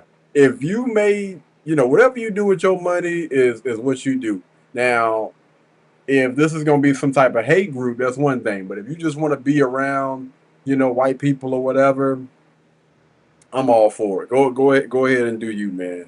Like with the way that everything is going right now, I completely understand. Like, even my family, we were thinking about making or buying some land and starting a little compound, and they're thinking, so we can be around each other, which I agree with, but the type of stuff that you see out here is crazy.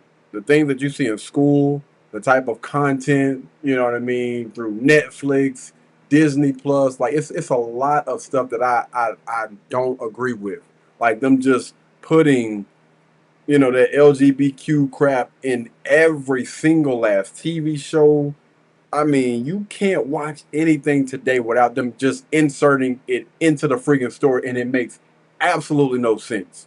And so building a compound or a space to where, you can have people around you, a family, a community of people around you that think like you, that know and understand, like, I want to instill certain things into our children, into our nieces, our nephews, and build up that strong foundation so they can know and understand family, community, structure, and teach them a lot of things that they're not getting in today's society. Right? Listen, we're working on it. We are literally working on it right now. So I don't think anything is bad about that. As long as they're not out here trying to do anything to harm anybody else. They just want to be to their damn self. Let them people live. People know they can't make it without white people. They feel left out. If the white man ever try to leave us, nigga go be mad. Cause it's a clear example. They trying to leave us. They trying to go build their own community. And these niggas mad. Don't nothing satisfy us, my nigga. Nothing. Homie, I'm good. Nigga, this ain't it, man. Man, to each with their own kind at this point. Yeah. Mm-hmm. And nigga, your kind ain't color. Your kind is mindset. That just so happen to be a group of all people got the same skin color with the same mindset. There you go. But nigga, Umar talking to Pan-African talk. I just said it. No snow bunny. So I just said that's pretty much what it is, man. Like, listen, we gravitating towards. I mean, I guess we all do got the same skin color, but it's about mindset and putting those values into the younger generation growing up. Whatever everybody else got going on outside this community is what they got going on. I don't have anything, against it. I just don't want that to come in between what we are trying to do, what we're trying to build. I want to get back to being able to, watch certain TV shows, being able to actually enjoy a movie or enjoy music without them, again, just inserting that BS in everything. No difference. They saying no chocolate. They don't want no chocolate milk. They don't want no chocolate milk. Yeah, this is all other kind cow milk. You think they're gonna be successful over there? They're gonna be very successful. I don't see why they want. Now they go hire some Mexicans and do some work, but they gonna just do it all by themselves. They gonna slide some Indians in there too, and some Spanish. Yeah, they white men. Yeah, they know what to do. They know how to rebuild and build a country. They know how to start from the dirt and the ground up. We the ones don't know how to do it.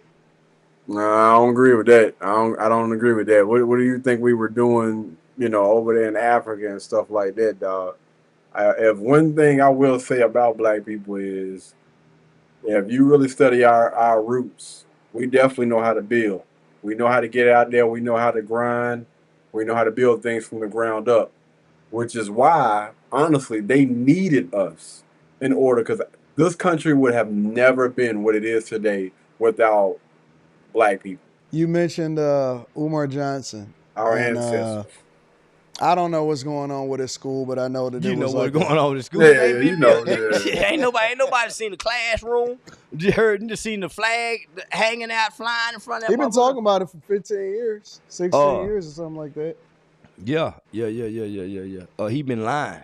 And nigga results is everything. Yeah. Facts. Yeah, results is everything. What I ain't always never say. seen a nigga build nothing begging. Other than Joel Osteen. But his daddy passed in the church. Yeah, that is true. His daddy passed. I ain't never seen a nigga build nothing begging. He now you know what his latest thing is. He's offering $500 dates to women. He said that if you give them if women make a $500 donation to the Stop school, playing. he'll take them out to the restaurant of their choice. That's the latest. You talking about pitch. Umar? Man, Okay, they probably arresting him. That's he's secretly trying. That's sex. He's trying to be a sex worker on the cool. Man, that nigga trying to redress a sex worker. That's what it Paying is. $500 That's for a facts. nigga. Man, he That's trying to facts. redress sex worker. Get that sex worker. Nigga paying $500 for them to come to have dinner with him, and they got to drive and travel to him. They got to That's cross state lines to crazy. do it. Yeah. That's why the FBI on them right now. They'll seize all this shit. But listen. I mean, when you think about OnlyFans, when you think about people that get on here and literally say, "I'm not doing this unless you pay my bills, unless you pay for my nails," and all, what do you call that? Like that's literally what was pretty much been monetized now. And isn't that so freaking crazy? Like, you got people that do stuff like this in person that will literally get locked up for it. But if you go online and you do this stuff online, it's legal? Crazy. Listen, man, what type of nigga? Listen. Crazy. Think about The it. black community think me and Dr. Umar is a hell of a nigga. No bullshit. Sometimes they want me and him to sit down so bad together because they think he a hell of a nigga and they think I'm a hell of a nigga. Would you ever sit down with him? For the right amount of money. Yeah, I can't, because I want to embarrass him. But because I know he's nothing what he's professing to be. That's why he won't sit down with me. Homie, I can document. I can give you documentations. I can go get families. I can go niggas who done been in court. There's a guy by the name of Julius Williams. They call him Juju. Because of my party affiliation and because of my youth work in the community, this guy had came home from federal prison out of Stop 6. He got one of the meanest motherfucking federal probation. Had all them niggas that had crime. He get caught with an ounce of heroin, throwing it out the window on federal probation. He went and got a lawyer by the name of Lisa Pamplin. Lisa Pamplin know me. She stood up in court lying at the time. Bitch was lying. Cause I ain't know Juju. I knew of him, but I didn't know him. Bitch stood up in court and said, Your Honor, my client works with, because I know the Republican judge and prosecutor. My client works with Charleston White over in the Stop 6 community with hyped about hype. The prosecutor said, show us some evidence, Lisa. Hey, they took 25 to life off the table. This nigga right now is on 10-year probation because his lawyer called me in court. Hey, say, Blue, man, listen, you know Juju? I said, yeah, I done heard of him. He said, he know you. Say, man, listen, man, you can get some money out this nigga, man. Say he. I said, man, I'm not letting go do that, man. Hell no. I said, no, what you said his name was? She said, Juju out of Stop 6. I said, no, man, I ain't gonna lie for that nigga, Lisa. Man, last year, that nigga came through and spent about, man, $2,000-$3,000 on some kids buying the motherfucking Michael Jordan too. Hell yeah. She said, you got the mamas and the kids. So I went and got the kids and the mama. They took that 25 to life. Homie, it ain't what you know, it's who you know. Yeah. So I'm saying, I got all this documented. If you sit me down with that nigga, I can go get some sign-in sheets where them kids was signing in for my summer program when we were feeding them. He ain't got no sign-in sheet. One thing we know about a doctor, you got to have some sign-in sheet. Every goddamn doctor, dentist office got a sign-in sheet because that's how you get your funding in your side. This is documentation. There it is. That's another freaking gem right there. Pay attention. When you trying to get funding and stuff. Ah, damn, boy. People, people will literally graze past these type of interviews and stuff and not get anything out of them. He's literally giving y'all so many gems, man. So he ain't got none of that. Where a classmate says, hey, man, we used to go to school with Dr. Umar John. Nigga ain't got none of that. This nigga just show up talking children's psychology talk with no results. Mhm. With no results, homie. So I'm saying he can't, nigga, don't too many niggas want to sit down with me and really have a serious conversation about why I say this, why I do this, and I take you back to how I got here and why I'm doing all this. Y'all made me change, nigga. I started out doing this shit every way, which right possible, nigga. With tears in my eyes, with no money in my pocket, with a broken heart, nigga. Damn. Was celibate for 11 months, nigga, unintentionally, but just in purpose. It was just in purpose, though, homie. Because a woman wasn't, because I had just started a youth program and I had other men who was coming home from prison, and I'm trying to lead and guide these niggas that they don't, so homie, I'm trying to build a program that also fights recidivism. Because I'm giving these niggas something to do after prison. Yeah. And not only that, nigga, it's therapeutic. Because every time we go before kids, each one of us see a kid that was once us before. Man, that nigga remind me of you. So nah, nigga, so Damn. that nigga Dr. Umar don't. Wait a minute. You can't just graze past that though, boy. That one say pretty much, man. Listen, I was celibate for 11 months unintentionally. Like I ain't do that on purpose. I was. Want to sit with me? Homie, I embarrassed that nigga. I ask him. Nigga, they done offered us some money. Nigga, I know they done at least offered us 15 apiece. I put it up. They offered me and Umar 15,000 apiece. I said yeah. He said no. He needed now though. Called him. He needed now though. Please, man, yo, that's messed up. To it now, and I'm gonna be. And I don't mean to disrespect the guy. Because at one point in time I had admiration for him, but I always kept my reserve because you done met Pops, homie. Yeah. The old man say, homie, the strongest man in the land is the man who wake up and don't have to ask nobody for a goddamn thing. No job, a ride, sugar, nothing. A nigga that have to, or somebody who have to go ask somebody for a job is a man who don't know how to fish. Yeah. So nigga, once you start understanding these parables, and nigga, now you got a man teaching you. So nigga, if I need it, I ain't asking no man for nothing. If I ain't got it, I can't get it. But if I got a buddy I know I can go get it from, I ain't going to ask him for nothing I can't get no return on. Right.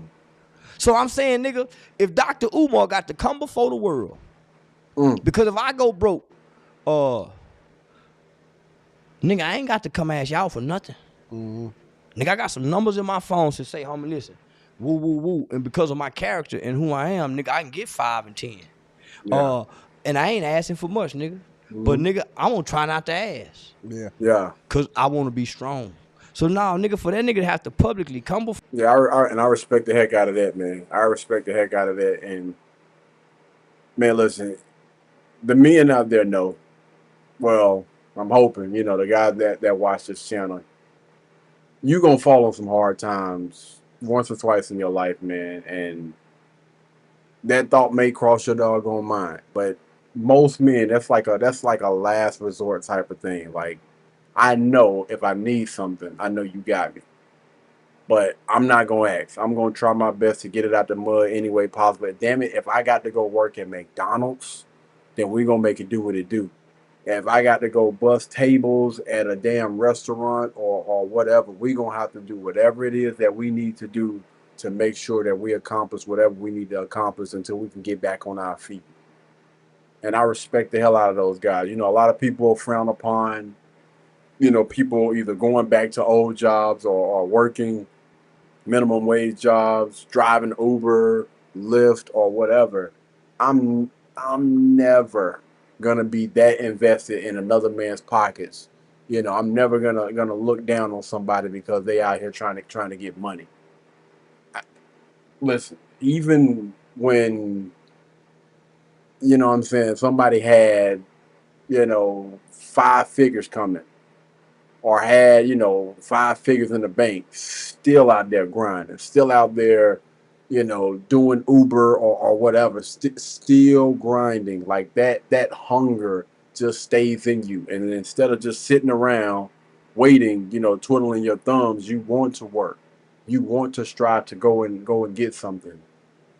And Yeah, you got to keep that For fight, man. and he done talked all this queen talk, all this sister talk. You mean to tell me ain't none of them sisters?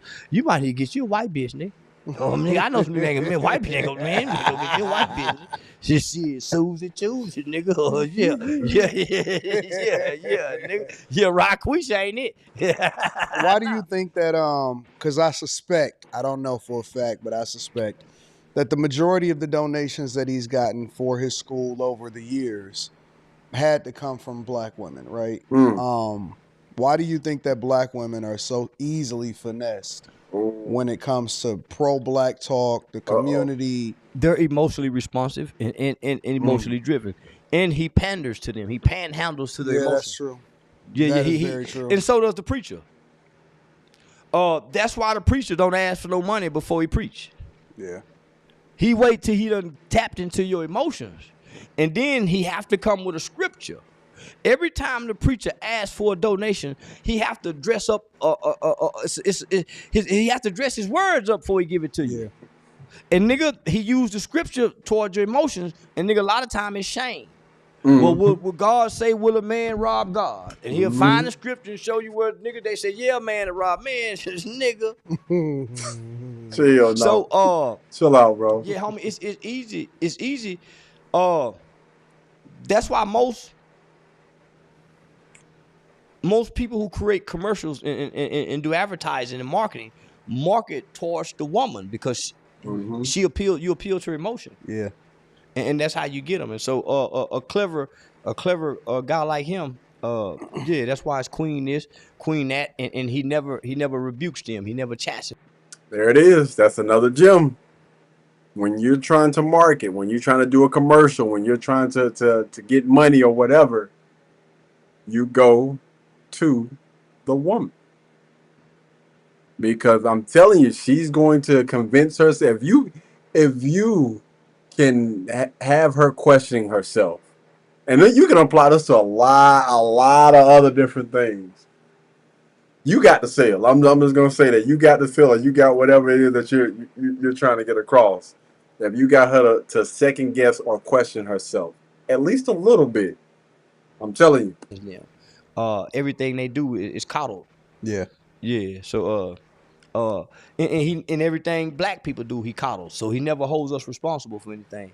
That's because he has to come big. Yeah. So the preacher really can't preach how he want to preach because he needs his congregation to keep this lifestyle. Have you heard of let me shift gears for a minute because I'm gonna try to set that up and I'm gonna see what I can do. Yeah, I love it. And I'll civilly have a discussion with him. I'll civilly talk to him. Have you heard about that church shooting today or yesterday? So basically, this is what happened. It was like a Catholic church / school. It was like a Catholic school, first week of school. And I'm not sure exactly where it happened at, but it's the first week of school. It's like all over the news now.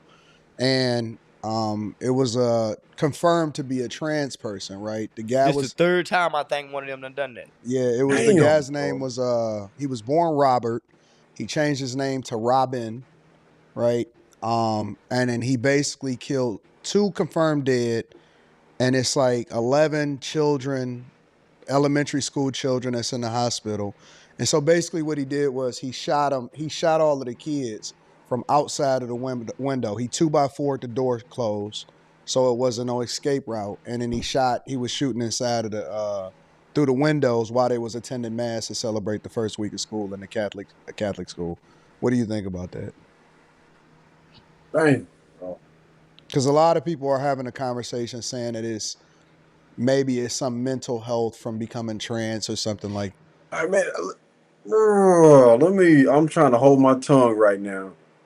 I believe that a lot of these people are mentally ill. Like those people that sit there and struggle with what they are. I think that's psychological, man. That's something that's a mental illness that a lot of those people have. And I firmly believe that they need to go sit down and speak and talk to a therapist or a professional to help them get through that as quickly as possible. Like when I say get through that, I mean like bring them back to actual reality. You were born a man. You are a man. You were born a boy. You're a boy. You were born a girl. You are a girl. Like, when we start blurring the freaking lines, man, with these people, what you're doing is you're just confusing them even more. And again, dope, man, that stuff, it just a lot of those people be so freaking close to the freaking edge, and they think that when instead of being honest and being real with them, you think a lot of people believe that they're helping them by telling them, if you feel this way, then you are. No, everything, every bone in their body, every speck of freaking DNA is telling them they are not. It is. Man, let me. When you was explaining that to me, that was my initial thought, and I was saying, man, you better not say that. You say everything else, you better say. That's my first thought when you was saying that it was a trans person. Well, not that it was a trans person. When you said it was a trans person and this person does that, and so I was trying to figure out a way how I was going to respond to that without sounding like I was bashing gay people. Well, let me also add some additional context. Because I was going to say something comical, right? So he did kill himself before the police can get to him, and he was 20 something years old. I don't know exactly how old he is. So it's like the third trans person that done killed kids and shot up. So I think it was Nashville, Tennessee, like 2 years ago. Yeah. And there was another one before that. So, nigga, you know, up until, 72? Maybe 74. Nigga, homosexuality was considered a mental illness. Yeah, it was. Nigga, it was in the psychiatrist's books. Yeah. Nigga, it was assessed as a nigga. It's funny you say that, because that's one of the things that I had started agreeing with Umar Johnson with. When he first popped on the scene, he was talking about that. Yeah. That was a lot of what he was. Yeah. In the very, very, very early stages in the beginning, when he first popped up, he was kind of talking about that. That's what kind of attracted me to what he was talking about at the time. So, homie, you have to, a trans person have to rewire their brain. Yep. And that's no different than a sociopath. Nigga, man, shit you gotta go through not to be what your nature create. Man, what the fuck? No, man, so your mind have to do something to your mind have to flip some kind of way. It doesn't. It never nigga, does. This just the beginning. It never because does. never before, other than somebody doing. It's a constant battle with you and yourself in your head, literally going back and forth. You're going against everything that your DNA, when you go out here and you see, like, them people know good and damn well they not that. It's a constant reminder that you aren't what you are trying to make yourself believe that you are. You're not. You never will be. And the sooner and the quicker that most people would adopt that, listen, we are going to stop telling these people that this is okay. We need to stop telling people that this is okay to be putting in these TV shows, this music, these movies, these cartoons, these family movies, Disney. The sooner, listen, I don't know if it was a real job or something, man, but I had got, I was reached out to about, content, because I'm on LinkedIn or whatever. And it was something pertaining to like Disney Plus, and I told him no. Well, it wasn't Disney Plus. It was something about Disney or whatever. And it was a really decent job that was paying probably a decent amount of money. But when I seen Disney, I was like, yeah, no, I'm good. Again, man, I don't give a damn how much money. I'm not going against my morals, my values, and things like that, because of I know and understand what that stands for. And I'm not willing to go down that path. On these people, have they been able to transform like this? So, nigga, we don't have 40 years of trans people existing. Let's look down 20 years from now and watch they be the new Jeffrey Dahmers. No, nigga, these people, nigga, somebody go get Caitlyn Jenner and talk to Bruce.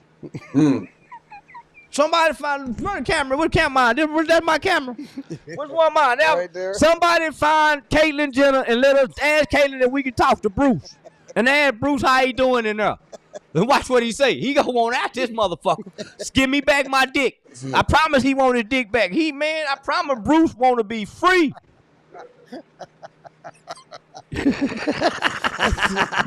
Catch me on stage. This shit is great on my comedy shows. I promise. You know what? It's crazy because I just be thinking to myself, that gotta be a mental illness to want to chop off your stuff, bro.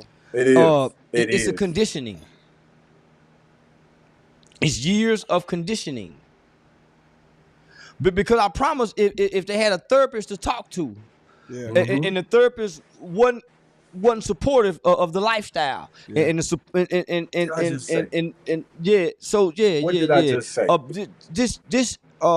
It's conditioning and programming. Because you can't never say turn right and say turning right is turning left.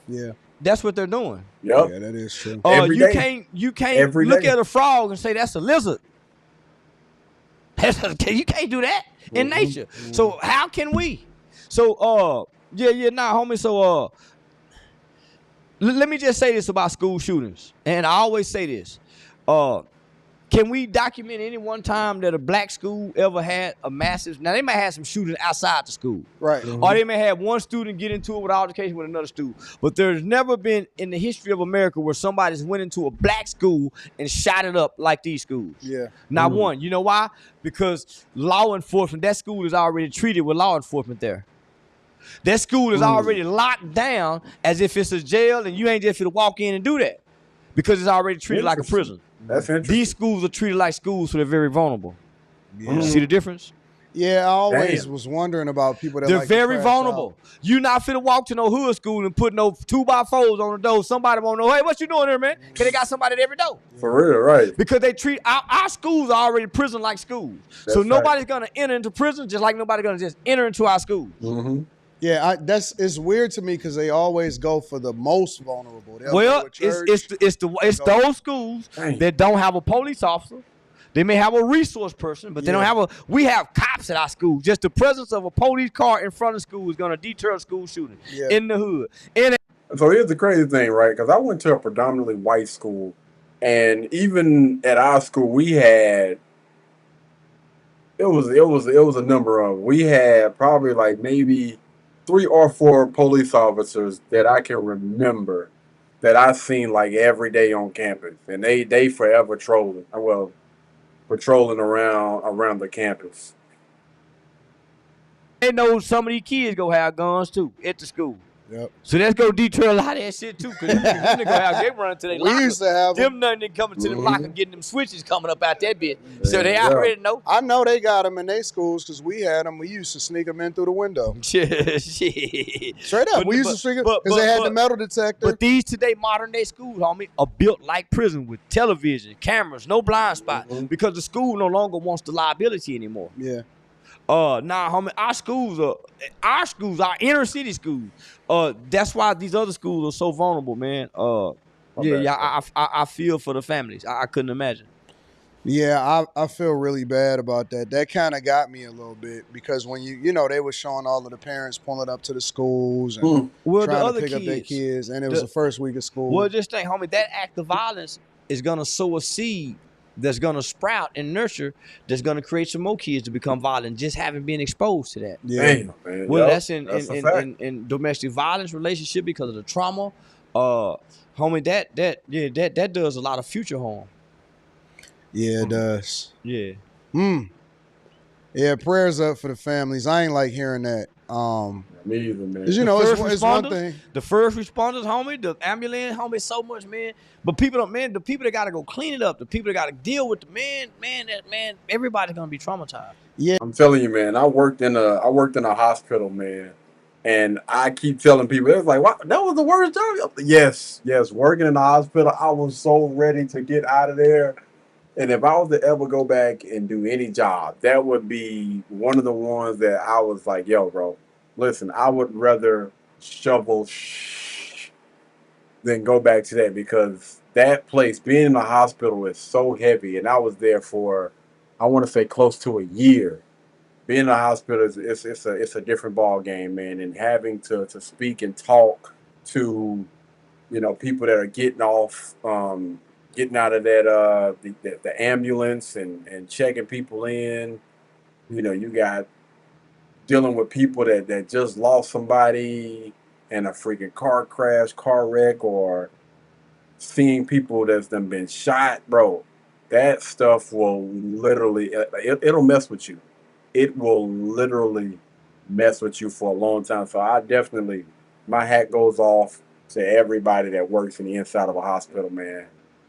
Mentally, I'm good. I'm good on that. I'm not saying that I can't do it. I'm just saying hey, there are other job opportunities out here that I would much rather do, that probably pay way less, but I would take them damn jobs just like that rather than going back to a freaking hospital, dog.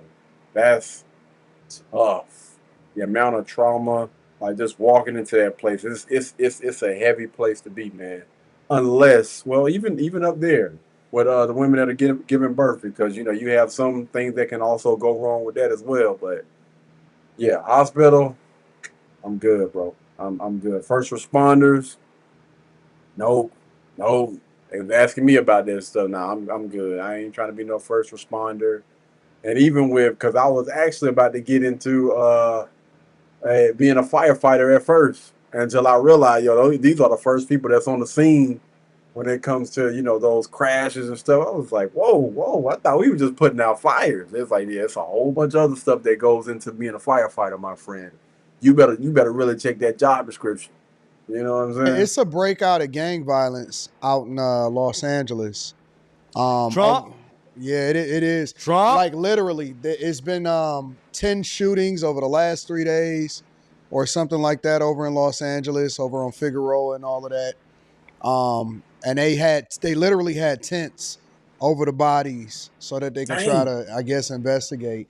And you know what's so funny about it? Check this out. So they had the police chief and they had Karen Bass, the mayor of Los Angeles, on TV.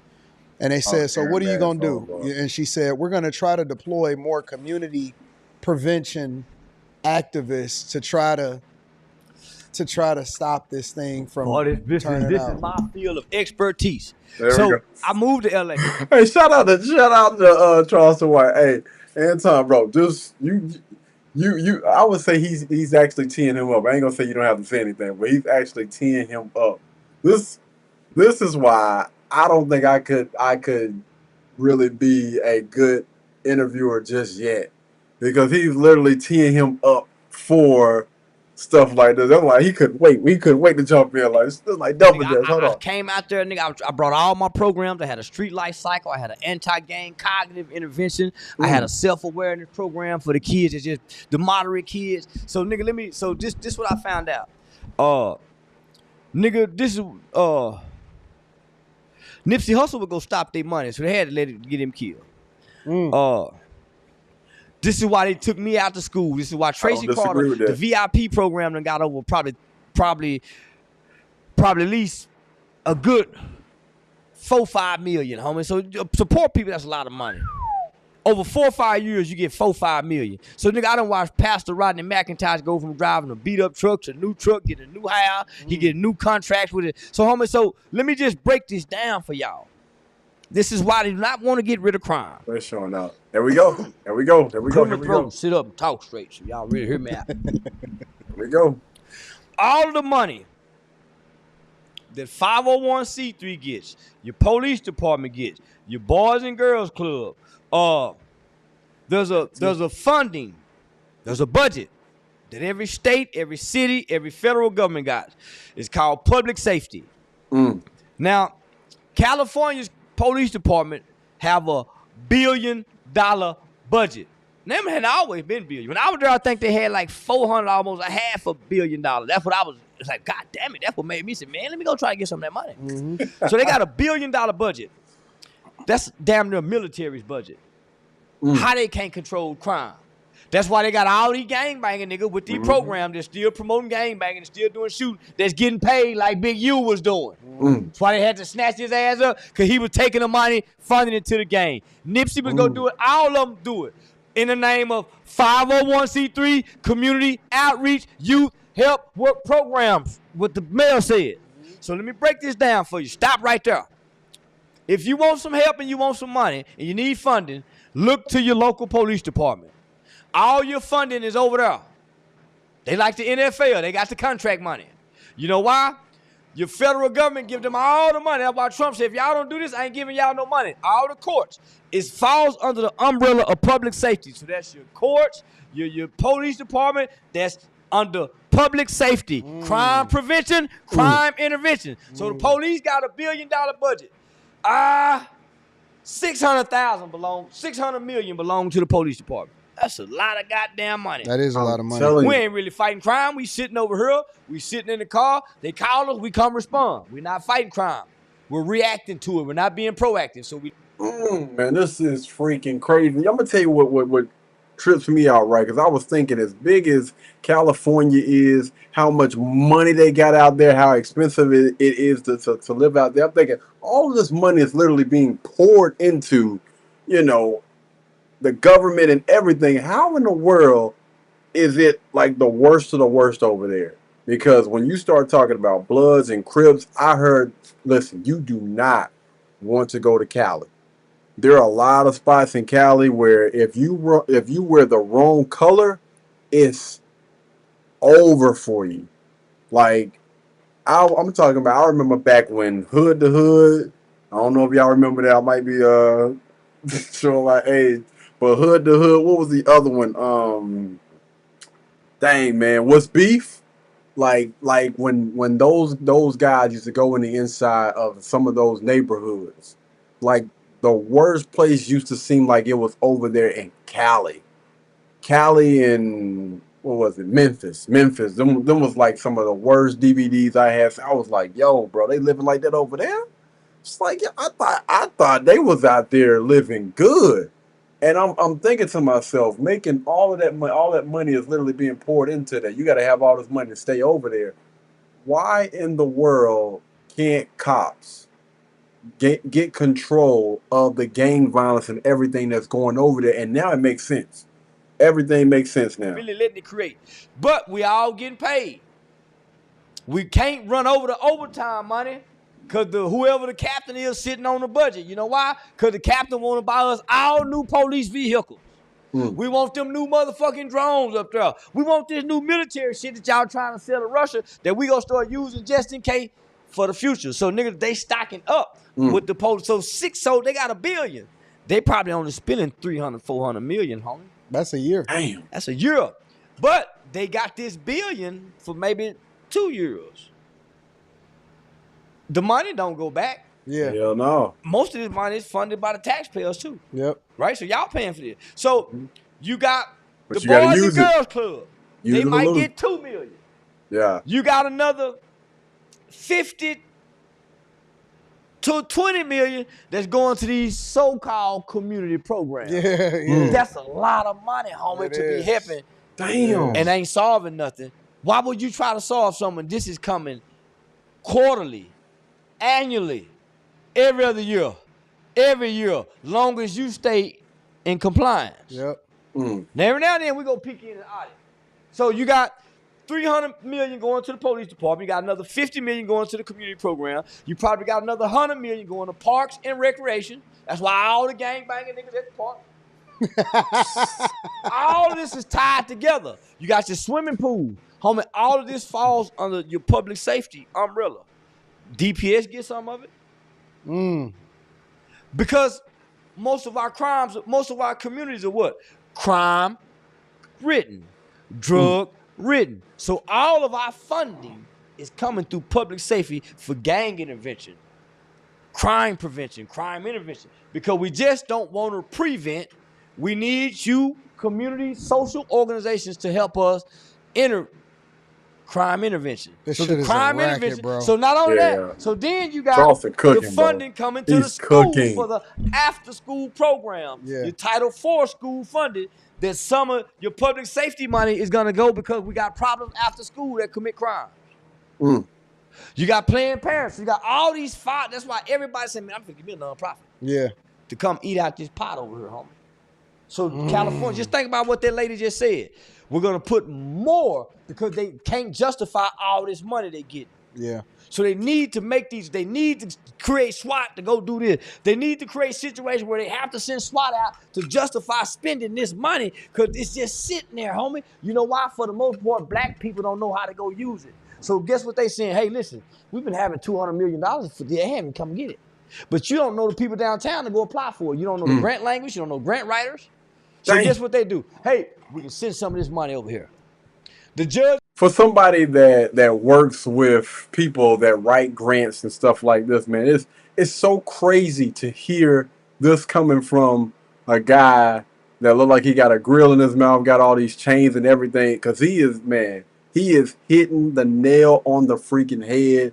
And I'm literally sitting in these rooms, in these meetings with, you know, people that's been a part of the board, people that's been, you know what I mean, doing it for 50 plus years. The same thing that he's saying, I literally hear those older women and older men talk about the exact same things. This is crazy, man. To create a program, a new diversion program for the court, we'll put some of this money over here. Man, I can see what they're doing. So It's just literally a racket. But if you solve the problem, now we got to reallocate this money. These jobs is taken away. So they don't really want to solve the problem. Homie, nigga, you talking bureaucracy. That's crazy. What we're talking now is bureaucracy. Associated with 501c3s in the middle of the problem. Between bureaucracies, your people that's working at the food stamp office, a nigga in the motherfucker in the middle of solving the problem, because the people that's trying to solve the problem get to talk to the people that's giving them the money. Yeah. That's why only certain people get invited downtown. Man, I'm gonna end this right here, man. Like, if y'all want to watch the rest of it, definitely go check out Anton's channel, man. Because it's 12:30. I gotta get up early tomorrow. I got a football game that I gotta go coach, and I got some other stuff that I gotta knock out. But man, this was a phenomenal stream, and I wish I would have got to this thing a long time ago. But I'm glad that I did get the opportunity, because something told me, man, just check that thing out. You know what I'm saying? And it wasn't just because of, you know, seeing those names up there and seeing Snitching. I just know and I understand that Anton does a really, really good job with setting people up, like teeing people up to knock that thing out of the freaking park, man. He does an excellent job with interviewing people and allowing them to get their ish off. And these are some of the best freaking interviews, because they're going to drop a lot of gems for a lot of people that maybe be in business. You can literally take the information that you got here today from Charleston White and be able to kickstart and do a lot of things, because the information and stuff that he's giving out right now, you know, we oftentimes talk about gatekeeping and stuff like that, man. All of this information that he possesses, that he's giving, is stuff that I've heard from people, again, that's been doing it for 2-3 decades, man, and still clicking. I'm talking about getting hundreds of thousands, even millions of dollars in grant money, free money. Now, just know and understand, when you get that money, you got to make sure you use it every year if you want to keep getting. But again, man, this was a phenomenal live stream, man. This was a dope interview. Shout out to Anton, man. I think he is really getting really close to hitting that 900. Well, that 1 mil. He's at 974K as of today, September the 28th, Sunday, at 974K, man. Guy is literally working his butt off.